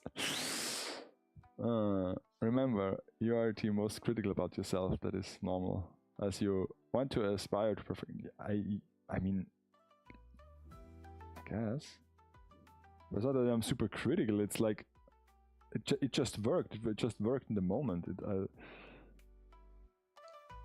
Because I did not have any fancy tools, and I prepared this in like, what was it, like 1 or 2 afternoons. It wasn't even like that. I took some time to prepare. Like most of my very early figure photos were, I mean, I had this like even then on my private. No, it wasn't on my private channel. It was on basically on the Connie's Heist channel. Even then I published some figure videos, and where I started with a figure photo from scratch, and of course the video was only like 10-15 minutes because it was edited, but still. The whole thing was done in 1 afternoon, and yeah. So I built some crude props, and I set up a scene, and then I just filmed it. But the thing is, oh no. Oh, okay, that's a good one. That's a good one. Yeah. Oh, that's a good one. Shit. Psychiatrist. So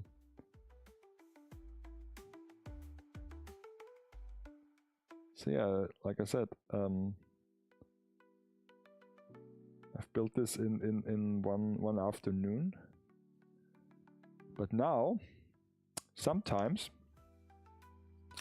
I'm like, yeah, I can do this or that, but it doesn't interest me anymore. So, like doing like a bare bone like portrait. So today I received this new figure. I unboxed her, and sure, I could like go up to the studio and I can just put on a nice background, like some screen or like a nice sheet of paper or something, and then have a few lights, and I can do like a portrait, like you would do with a human, like if you go to the photographer and have a nice figure portrait. But I have no interest in doing this. I don't know, it's just, and so I don't do it. But sitting here like for weeks, even sometimes months, and like build something and then just shoot a bare bone photo with it that is not even like on a technical level really that spectacular as a photography as far as photography goes. Well, sign me up for that.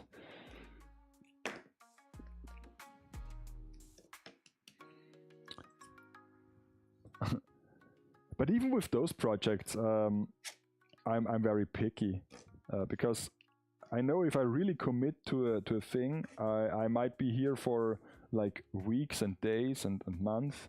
So I really have to be interested in it. I mean, I do have the good trait that I don't like drop things like mid doing. So usually if I start a project, I will go through it. I don't like half finished things. Even back then when I did like video stuff, most of the time when I started a project, I completed it. There are very few things that are like open-ended where I'm like, I wish I could like had this completed at some point.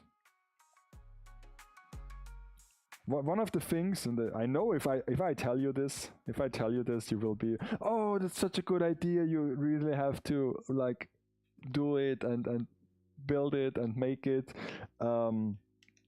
because at the tail end of my convention hopping, filming, attending career, I started with the idea and even with like some illustrations and like basically concept of a Monopoly board that basically just features all the major convention avenues that we attended back in the day.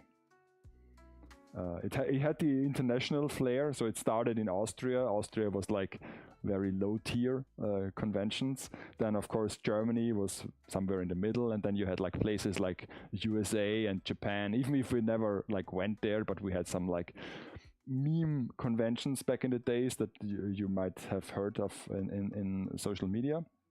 And so we just put this on the board as well to have a more international flair, like it's different cities in Monopoly. And then of course I also wanted to have some like basically the structure of a Monopoly board, but some custom rules that are more like role-playing rules. And of course you wouldn't build like houses and hotels, because why would you? It's a convention game. So you would have like built like some tables, some vendor tables, and if you have like three tables or 4 tables, you can upgrade to a booth, like a hotel. So there were like those. And of course I also planned to have our crew back then as playable figures, and each of them would have like what was it called, a special move, a limit break, or like a 2-hour, like in those like role-playing games, MMOs, that you can basically use. Because let's face it, Monopoly is a broken game already, so if you add some bullshit rules to it, you can only improve from there, I guess. And yeah, so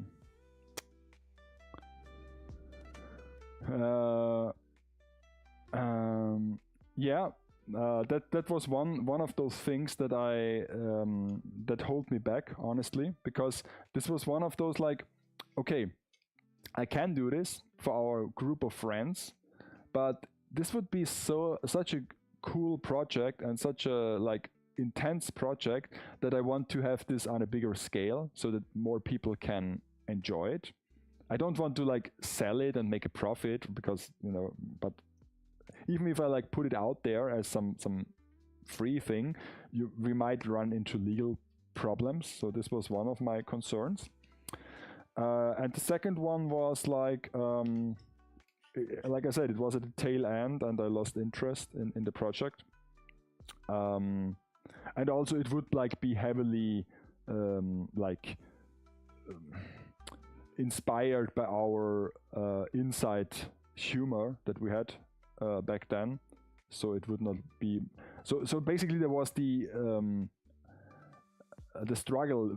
Do we make it like an inside thing where it's just stacked with inside gags that we had, or do we settle for a broader approach, like all those like bare bone anime, German anime jokes that you could make, or convention jokes that you could make, and of course I wanted to go the inside route, but then nobody would really understand it or care for it. And I guess the final thing, and this is like the thing that it's a bit like tragic, back then when I had this idea, like custom Monopoly boards were a thing, but not to the extent that we have today. So this was a fairly novel idea back then. But the production methods were not so great like they are today. Because if I had to make this today, you really could pull this off, like in a good quality. Even if I do it from home, so I can now have like 3D prints, I can now have like laser cutted things. There are even like companies who might produce the box. There are even companies you can order like acrylic standees, and so the possibilities to make such an item are better than ever. Back then, not so much, but yeah, I never did it. I have the board illustration. I made the board illustration. I colored it. Looked really nice, but I never went through with the whole project. And the only real reason why I did it was because I had a good pun. It was Konopoly. That was all the I can do this. And of course I was the guy with the monocle that doesn't have a monocle.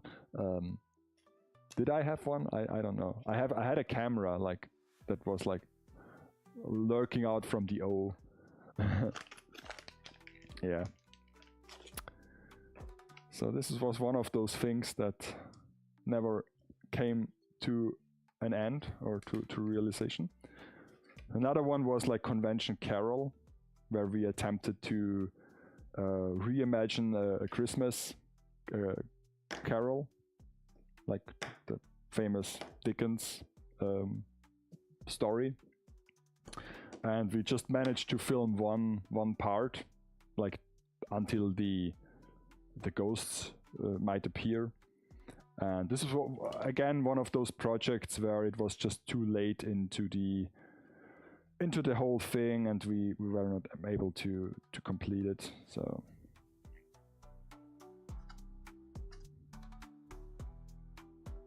also it was a bit like too ambitious, I think, as a movie production, because we came like really hot from all those like small spoof films that we made, and this one should be like even bigger and more faithful and more like serious, for lack of a better term. So we weren't able to film this like on location most of the time, so we had like to find dedicated like days and shooting weeks. We could not film this on a convention like all the other videos we did, because it was too time intensive, and so we were not able to complete this. So there is no another adaptation of the famous Christmas Carol story. What a shame. What a shame.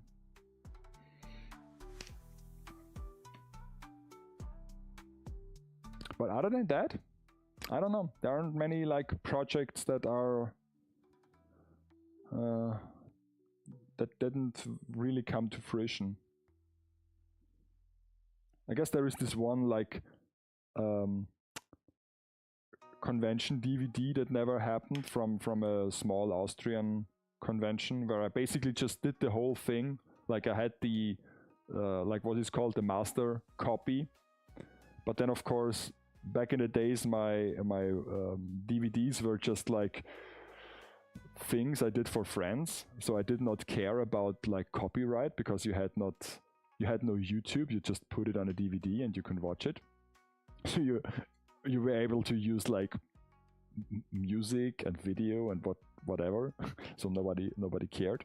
But for those like DVD, because it was from an official event, they wanted to have like licensed music, and they want to clear the rights to it, and so on and so forth. And of course, it never went through. So I just produced it, I edited it, and then it was never put into like an actual DVD that you can buy or even get for free. I guess it's one of those like movies where they just never release it. Like what was it, like Catgirl, or like a Fantastic Four movie that never came out, something like that.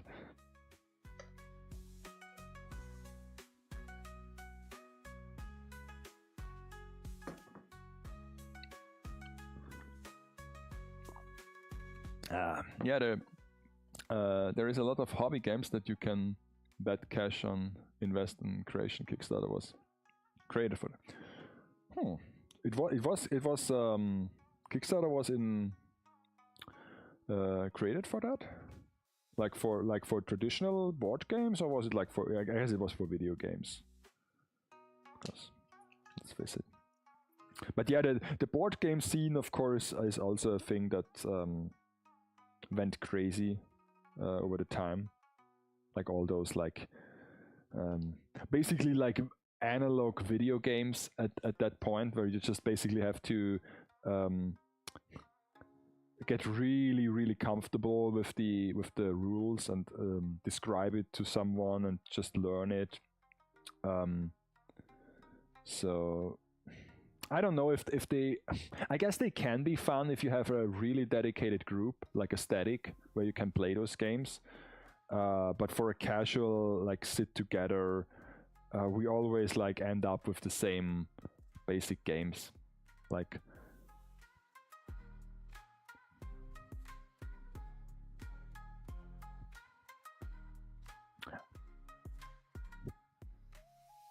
and even the games that are more casual but still are like new, like all those like young adult games. It's like basically if someone brings them, then we are like, okay, should we learn the rules for this one, or just play another round of Munchkin, or like some Cards Against Humanity, or like what is it called, Exploding Kittens, or something like that. Or should we learn this like new wacky game, like that's just like from some trendy artists right now? And usually we say no, we don't. Just stick to the Uno thing. I really like this. You can look at that. Look at that. It's almost like the real thing. Almost. I wonder how good this will look if I paint it. Then it's ruined. It's like some of those like kitchen like cooking shows where it's, oh, I have prepared something, and then I will pull out the actual base and I will say, now it looks like this.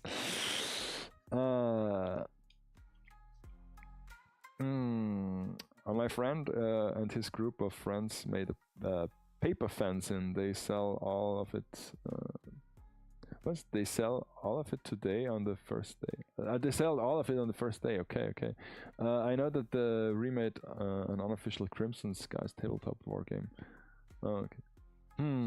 Yeah, I've never like got into those like whole tabletop or even like pen and paper, like what's it called, Dungeons and Dragons stuff.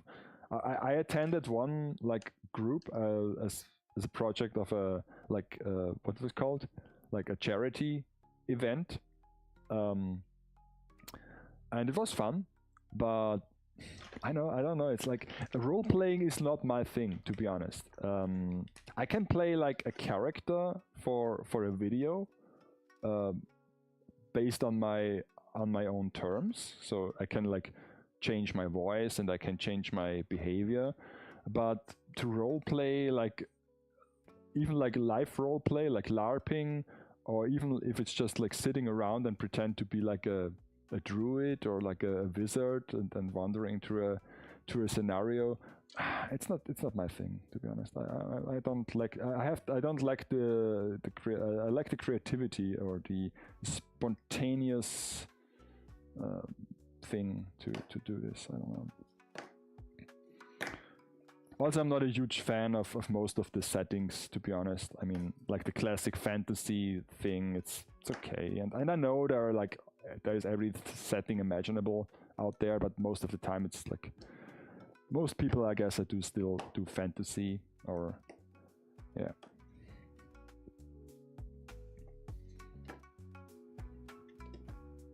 And tabletop is also a thing that, yeah, that scares me because of the sheer dedication to it that you need to survive. The only thing is where I'm still think that this will happen at some point. Even when I talk to some people who are into tabletop games, they say no, that's not a good idea, or that will not fly, so to say. Is a Lego tabletop, official Lego tabletop like line, or maybe not official, but like a brick based tabletop line. I guess this is something that will happen at some point, because if you think about it, everything is there. The only thing that isn't there is like to paint your miniatures, and they might even find a way to do this. So, but I guess if it for a casual entry into the tabletop genre, this would be perfect, because you can customize your characters fairly easy. You have equipment, you have stats, so you don't need a ruler or something like that. So I guess for a casual approach to tabletop, this might be great. Even if the purist might hate it, because it's an easy thing. It's like the Linux user dislikes the Windows user. That's not real computer. So, but yeah, I don't know if like, maybe at some point it will happen, because Lego might eventually run out of like things and IPs they can produce. But yeah, they could do this with like their own characters as well, like their own series they already have. So I think this would work.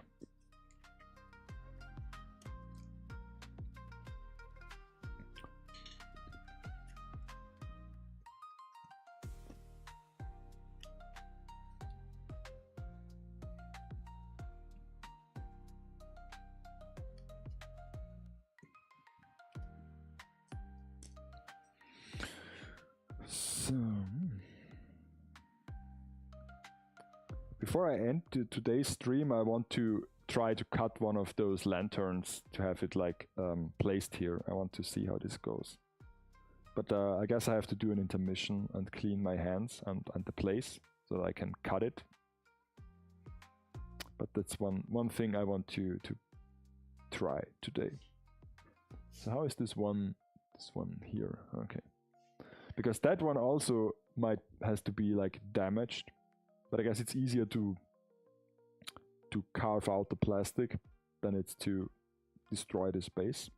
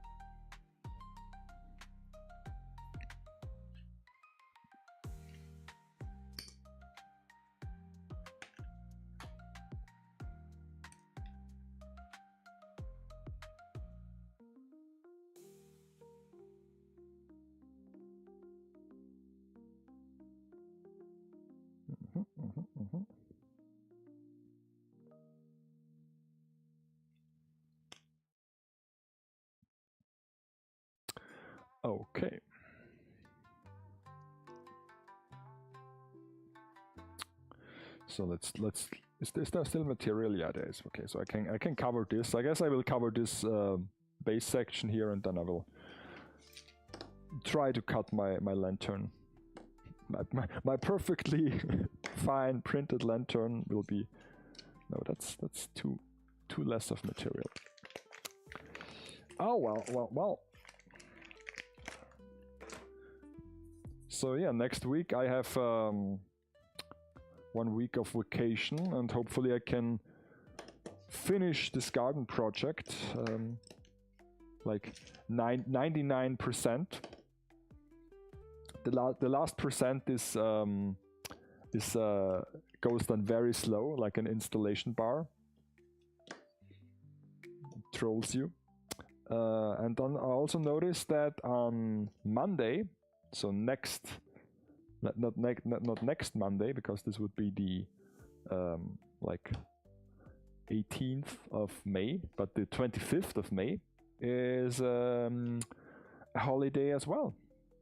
I guess it's Pfingsten. It's a Dokomi thing, I heard. It's a Dokomi holiday. It was always the day that we drove home from Dokomi on a Monday. It was very nice to drive because there was no traffic on the highways. Contrary to the Friday when we arrived, when there was all the traffic around Frankfurt. Terrible. I guess the baddest trip we had, we were like almost 15 hours in the car because of a major traffic accident at the highway in Germany. It was one of those where you could basically just walk outside the car at the Autobahn, where everything comes to a still stand, and we just were walking around.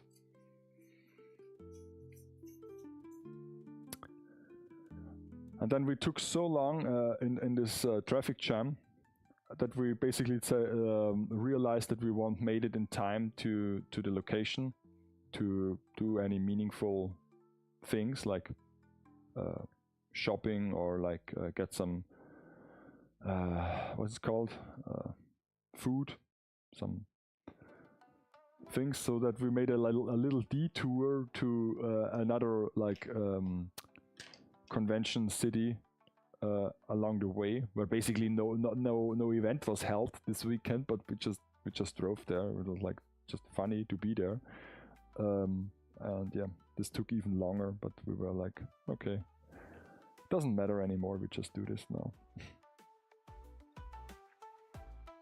And that's the reason why we always at least drive there 1 day earlier. Not on the same day, because if we did this on the same day, then it would be like annoying to miss some convention time. But since we got there 1 day early, it didn't really matter.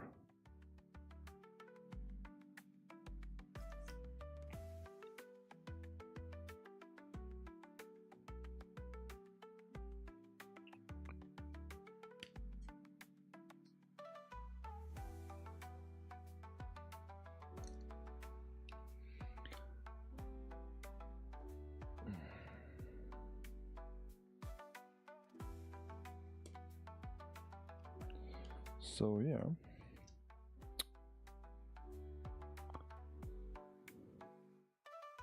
So, but basically, yeah, to come back the full circle to the chocolate factory that I want to visit. So there is when should I visit the factory? Because next week I don't have time. In June, it might be tough to get vacation days from the company. Don't know, because other people want to go on vacation as well.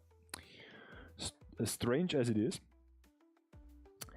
And also at the second half of June, it's near close to spring, not spring break, to summer break for the schools. And let's be honest, the second half of June you don't have like classes anymore. So might be overrun with like school kids the whole day that drove there for a field trip.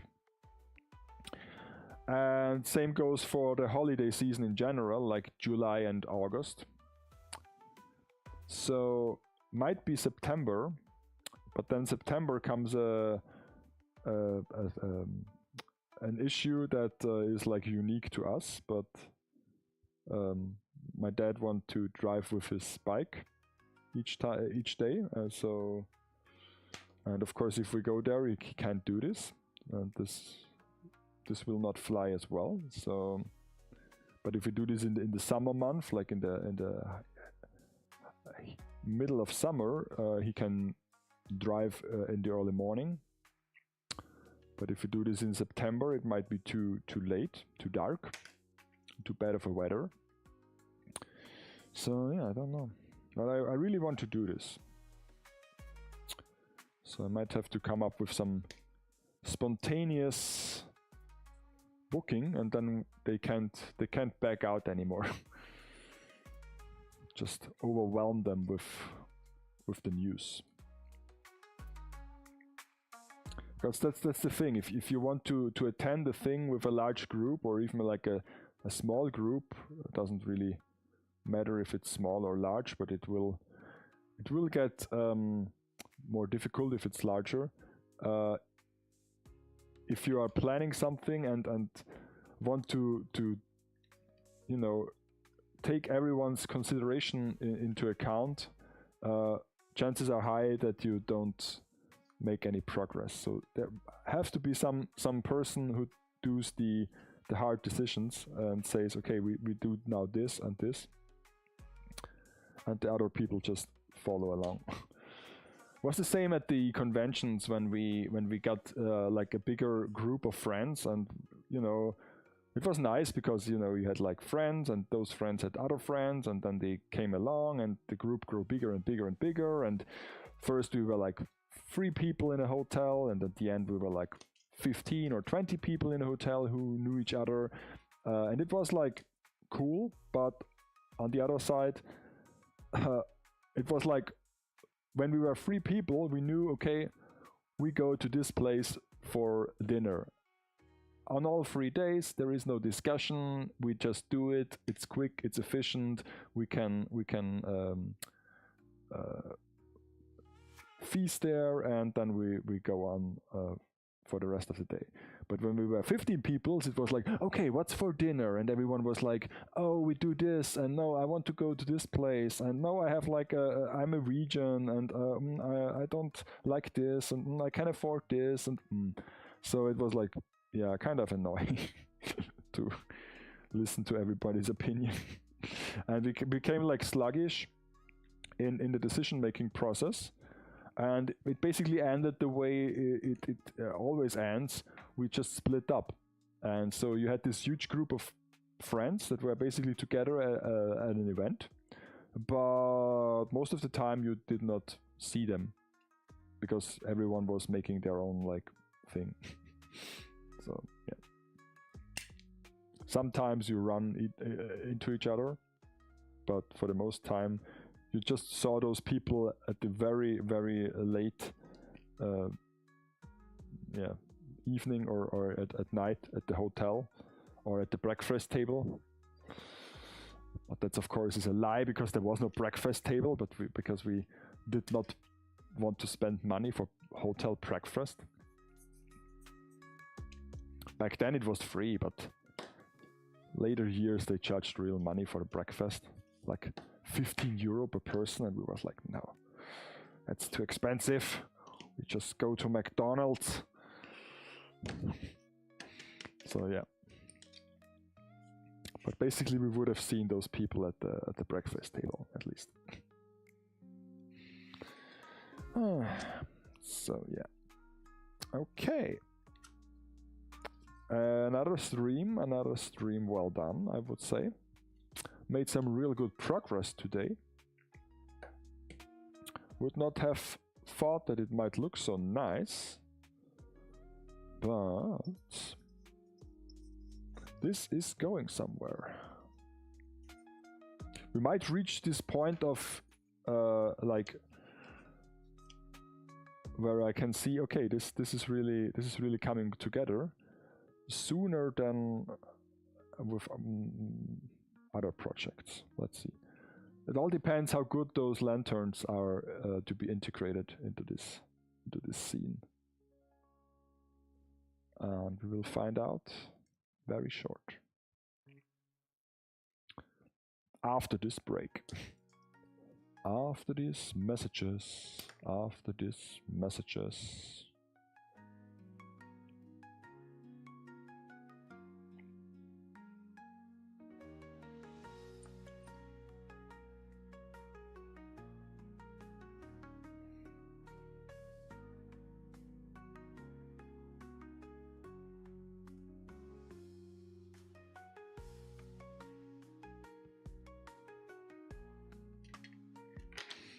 Yeah.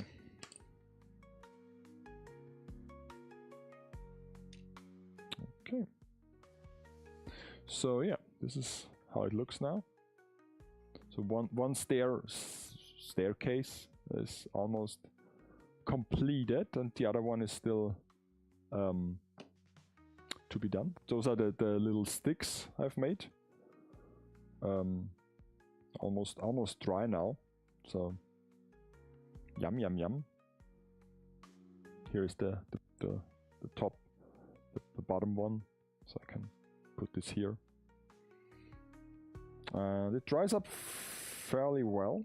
Maybe I have to press it on a little bit more here, so that it doesn't curl off. Sometimes it gets like cracks when it dries, but the good thing is if I have a structure like this, I don't mind if there are like any additional cracks. Oh no, a natural crack is forming in my artificial pile of rubble. Oh no, how bad. Okay, so let's put this away. Das clay.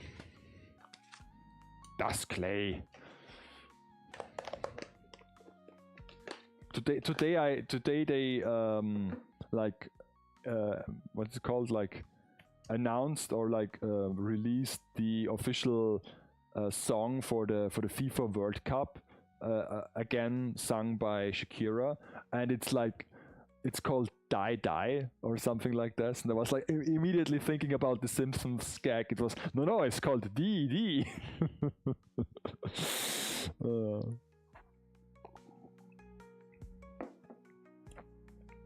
Okay, so I'm really proud of this section here, like with this like little like what is it called, like, no, edge. That's a nice thing. Okay, so now I will just take a short break to clean this whole thing up, and then I will attempt to cut one of those stone lanterns.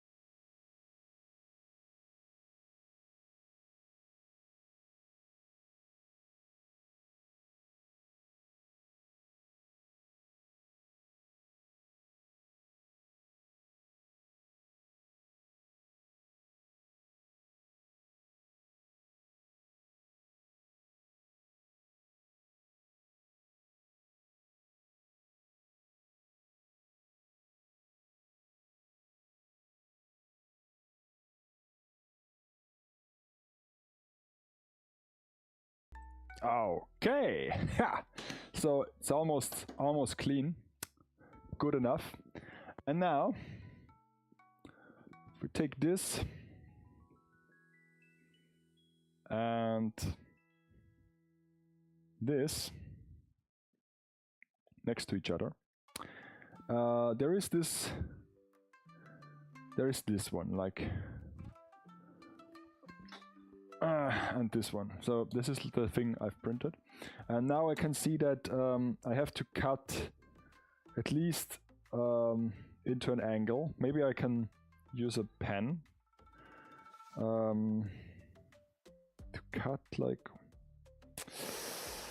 let me think about it. It's like from here, yeah, here to 0, to almost 0. Like we do this like a bit more, like more professional, like with some sort of ruler. Everybody wants to rule the world. Okay. And so yeah, and then this needs to be cut off as well, like in this direction.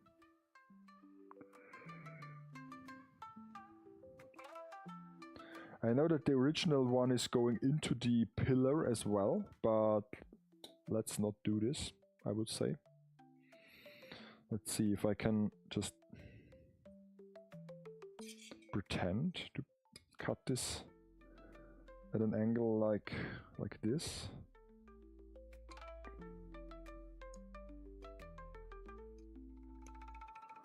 Okay, let's see where we come if we cut this.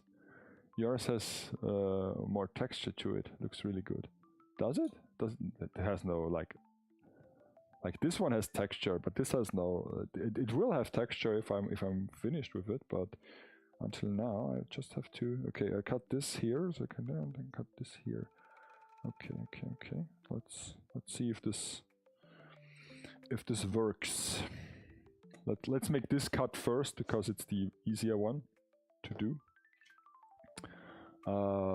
There is some sort of metal saw, and there is such a thing as a Schublehre, but I don't know if I can use this, if it's useful to have it in a way. Let's see. I really can't like put this into an angle, can I? It's too big. It's too big. It's too big.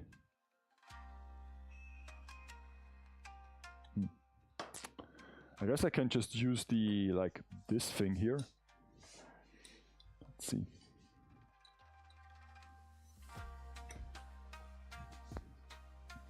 Go to my second place camera. Figure, paper towel. There it is. Okay. Go in there. I will cut it from the other side so you might see it. You made from the stairs? Yeah. The stairs have good texture, good amount of texture. But of course, it might also disappear a bit if I paint it. So let's see if I can just cut this.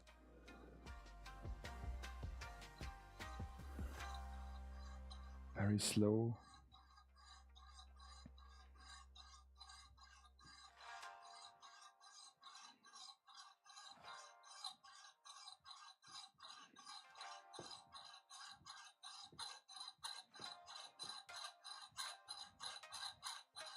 That's more sturdy than I thought, to be honest. For something that is supposedly hollow inside.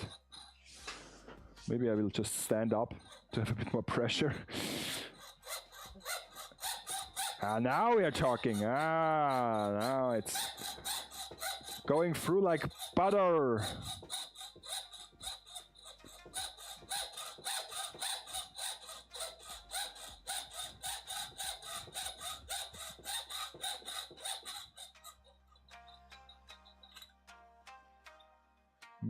Have you ever seen a 3D print from the inside? Looks like this.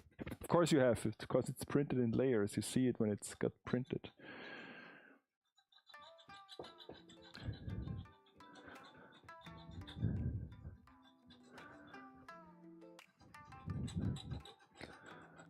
I still need to cut it in the back a bit more.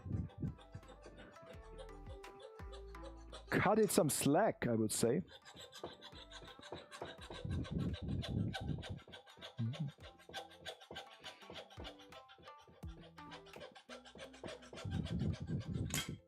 Looks like a beehive inside. Maybe there's some honey.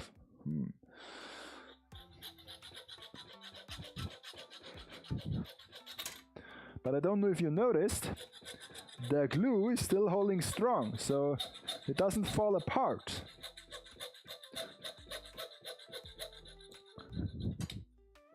For a thing that is basically just parts glued together, this really holds strong. Okay, so now the second cut. Let's check. Yeah, it's okay. You can see this now. Now you can see it. So it's standing into an angle. That's perfect. Ah, the saw is hot. Ah, very nice, huh? Okay, now I've cut through this. Can I do it like this? Yeah, I can. I just do it like this. That's a straight cut. I can use the thingy. Use the thingy. Going all the way through here and just cut straight through it. Let's hold this.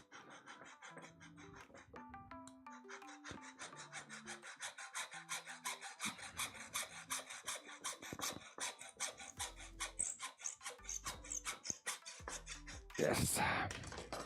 So looks like this. Where did I did just open my Outlook because I touched the mouse. Of course you can't see this, so I don't know why I'm even telling you that, but I did. Okay, so and now the pièce de résistance. We attempt to cut it like this and do it a little bit offset, because you can see it here on the base as well. It is cut a bit and then it's set offside. So if I cut through here in a shallow angle, it might work. Bits from the thing. Maybe I can use this. Let's see. So cut in a shallow angle. I guess I have to use my second place as well. Not the third place, because this would be a Starbucks.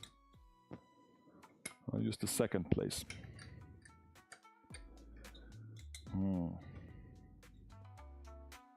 Okay, let's try this.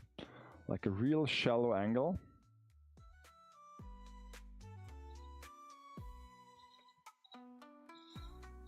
And basically I have to cut it through.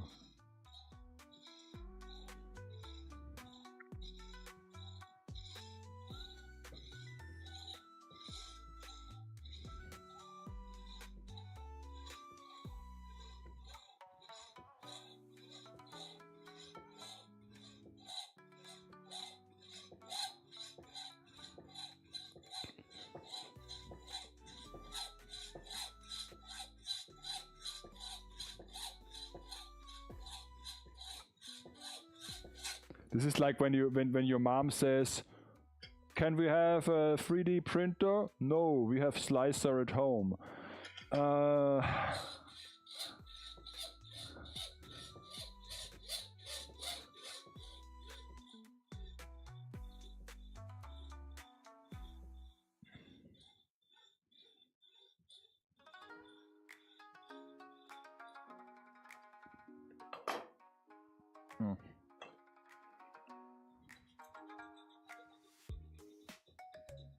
Okay.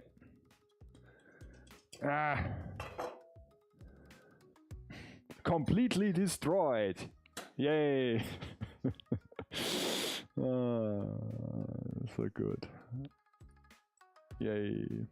So, and now I might have to cut a few strings and clean it up a bit and glue it together with a slight offset.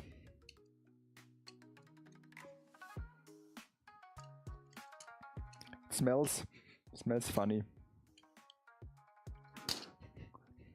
Mommy, the toxic thing smells funny.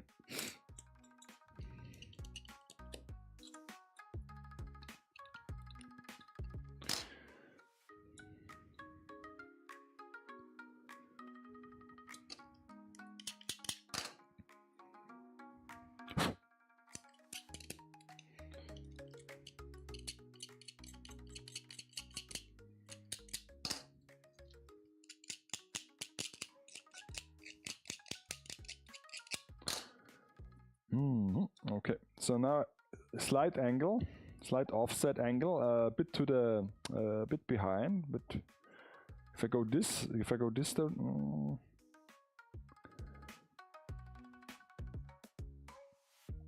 okay. So first, I have to fill in those holes, and I just recall. Oh my god! It's killing me that I got rid of the structure paste that I used, and I did not replace it. So do I have another one? And why is the camera not following? Is there some issue with the tracking? I guess there is.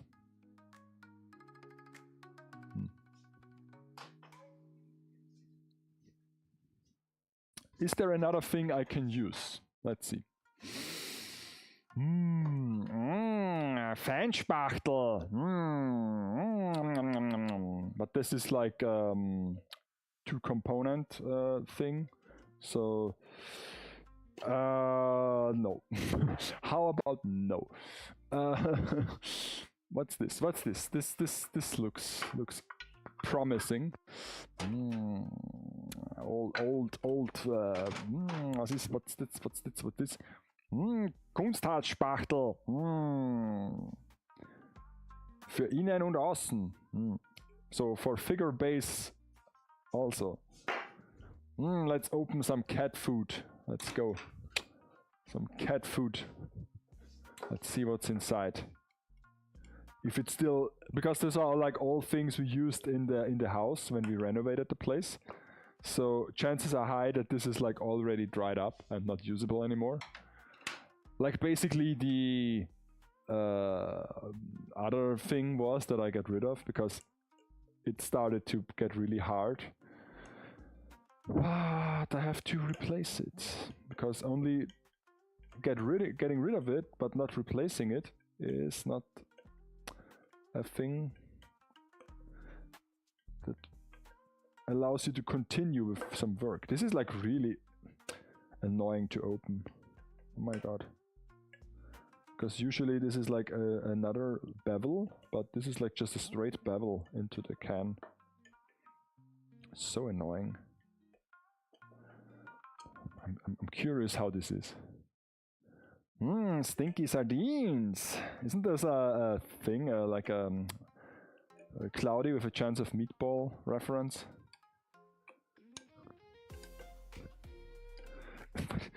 Oh my god. What's with this can? I'm using the biggest screw. Oh, okay. Oh, there is a tin foil in it. I was like, that's chrome. There's a tin foil in it. There are many tin foils in it. But I guess this is like from my dad. This tin foil is not. Oh my god, it smells so bad. It smells so toxic. Oh my god. So okay, and there is like some sort of modeling tool that I can use because I don't want to get this. Okay, it's just no, it's not usable anymore. That's the thing with like leftovers. It's just bullshit. Okay. So there's another, like, it smells, but it's not usable anymore. Stinky sardines, indeed. Okay. But to be honest, why I'm even doing this? Why I'm even doing this when I have the perfect material right in front of me? Just fill it out with clay. Sometimes it's like you want to have like the right material, like the designated thing, and just use some clay. It's so silly. I can just press it in and just sand it off afterwards. It's like, what I'm even doing here? The only thing I don't want to cover up is the middle hole where the supposed LED comes into play if I really want to have this illuminated. Oh, let's illuminate it. It's easy.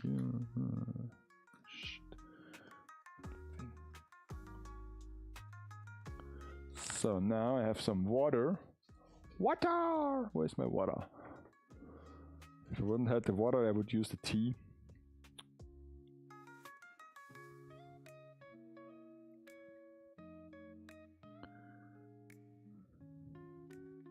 Okay, so there is a hole in the middle. I have to poke it through.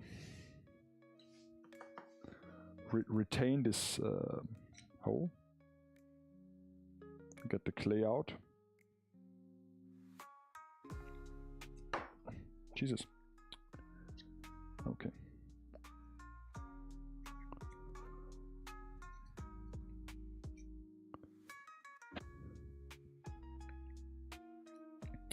Otherwise I would have to drill it once again, but doesn't really matter. So now I can do the same thing on the other side. And then I glue it together. And the rest will be sanded off.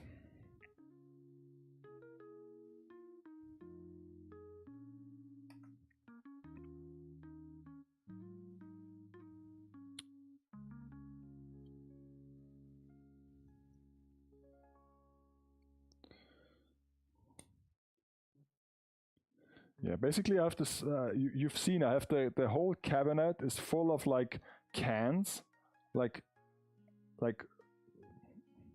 they aren't like sealed anymore, so they're all like used. Some of them are barely any material left. This is what happens. If you use this again like 3 years later, it's unusable. So why even keep it at this point? You don't want to throw it away immediately. You think, oh, just this half can of paint, I will use it. I will need it later on, but let's be honest, nobody does. And so you have like a whole rack, you have a whole cabinet of things you don't really need. Just wasting space. It's like the same thing that we are now with the garden. We are also have to reorganize our shed and our garage and our basement storage room, like the one behind me. And I'm like, everything that I don't use, I did not use for the last year, I'm already like putting into question if this should stay here or if it's better off on the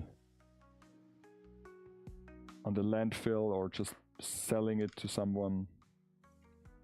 I mean, sure, there are things that there is a reason why we did not use it last year, but most of the time it's just you don't really need it. And if you do not use it or like even like look at it like for like 2 or 3 years, just throw it away. Best are the things that you... Oh shit, I destroyed one window. Oh, okay. Not a big deal. Best things are the things that you don't even know that you have anymore. So. Okay. So now let's put this back together.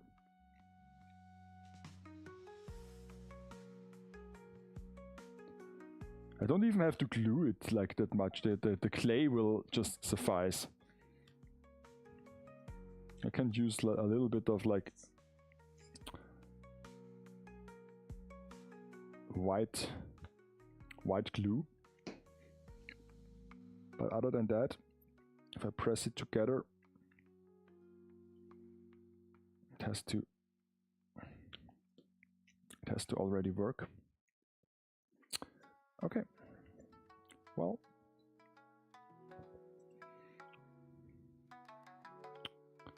I will just sand off the rest.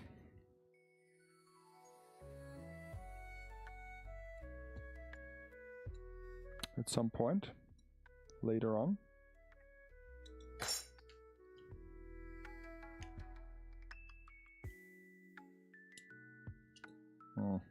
I don't like this bit here. I will just cut it off immediately. Now it's better. Okay, so put it together once again.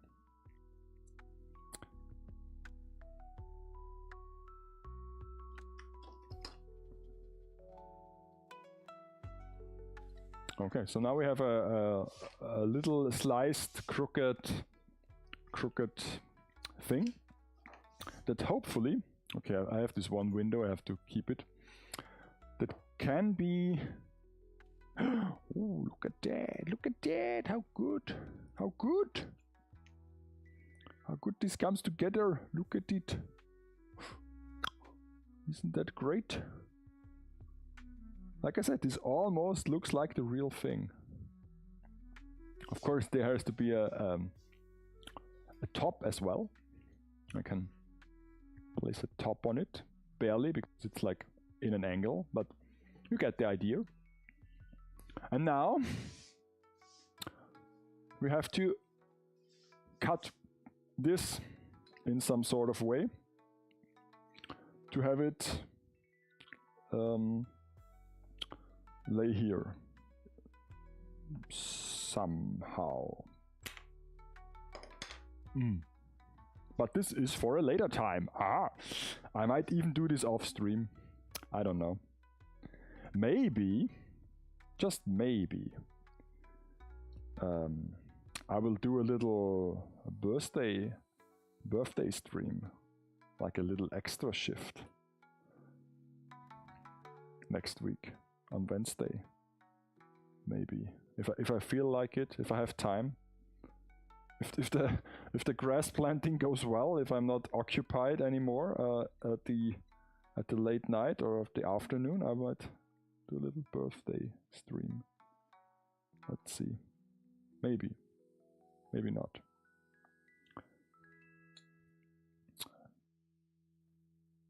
I also want to like record a video talking about the new garden. But not for more university, of course, but for my private channel, so that I can show how it looks. Do I have to? No. If I put this here, I don't have to fill it in, so I can leave it as it is. Yeah, it turned out. I mean, this is like just the base thing. I just have to sand this and then I have to paint it. So but it looks nice even now. It looks really nice. So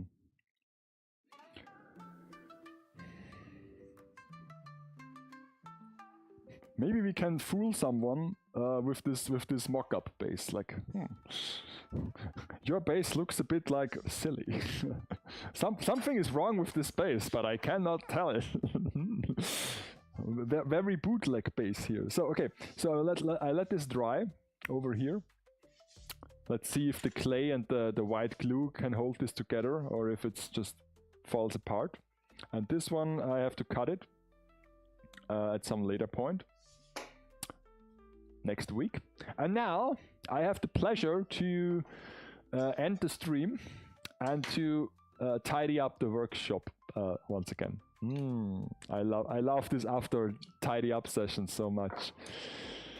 But I guess it has to. I have to do it because it's a pain to clean everything up. But it's so nice if you can like come into a shop or room or your hobby place that is all like cleaned up. every time you visit it. Sometimes I have to like let the project sit on the table because it has to dry up or it doesn't make sense to remove it. But usually I clean up this place that it looks like the first day every time. It's very nice. It's like making your bed every day. It doesn't really make sense because you mess it up each night, but something is different. Thank you very much. Yeah, I will be live again next Monday, coming Monday, for Plum Monday, and yeah, next week somewhere on Friday full time, maybe Wednesday for a birthday stream. I don't know. Let's see. And yeah, thank you so much for watching. And yeah, it was a very productive, very fun little excursion. And yeah, I'm looking forward to this project. So take care out there. Bye.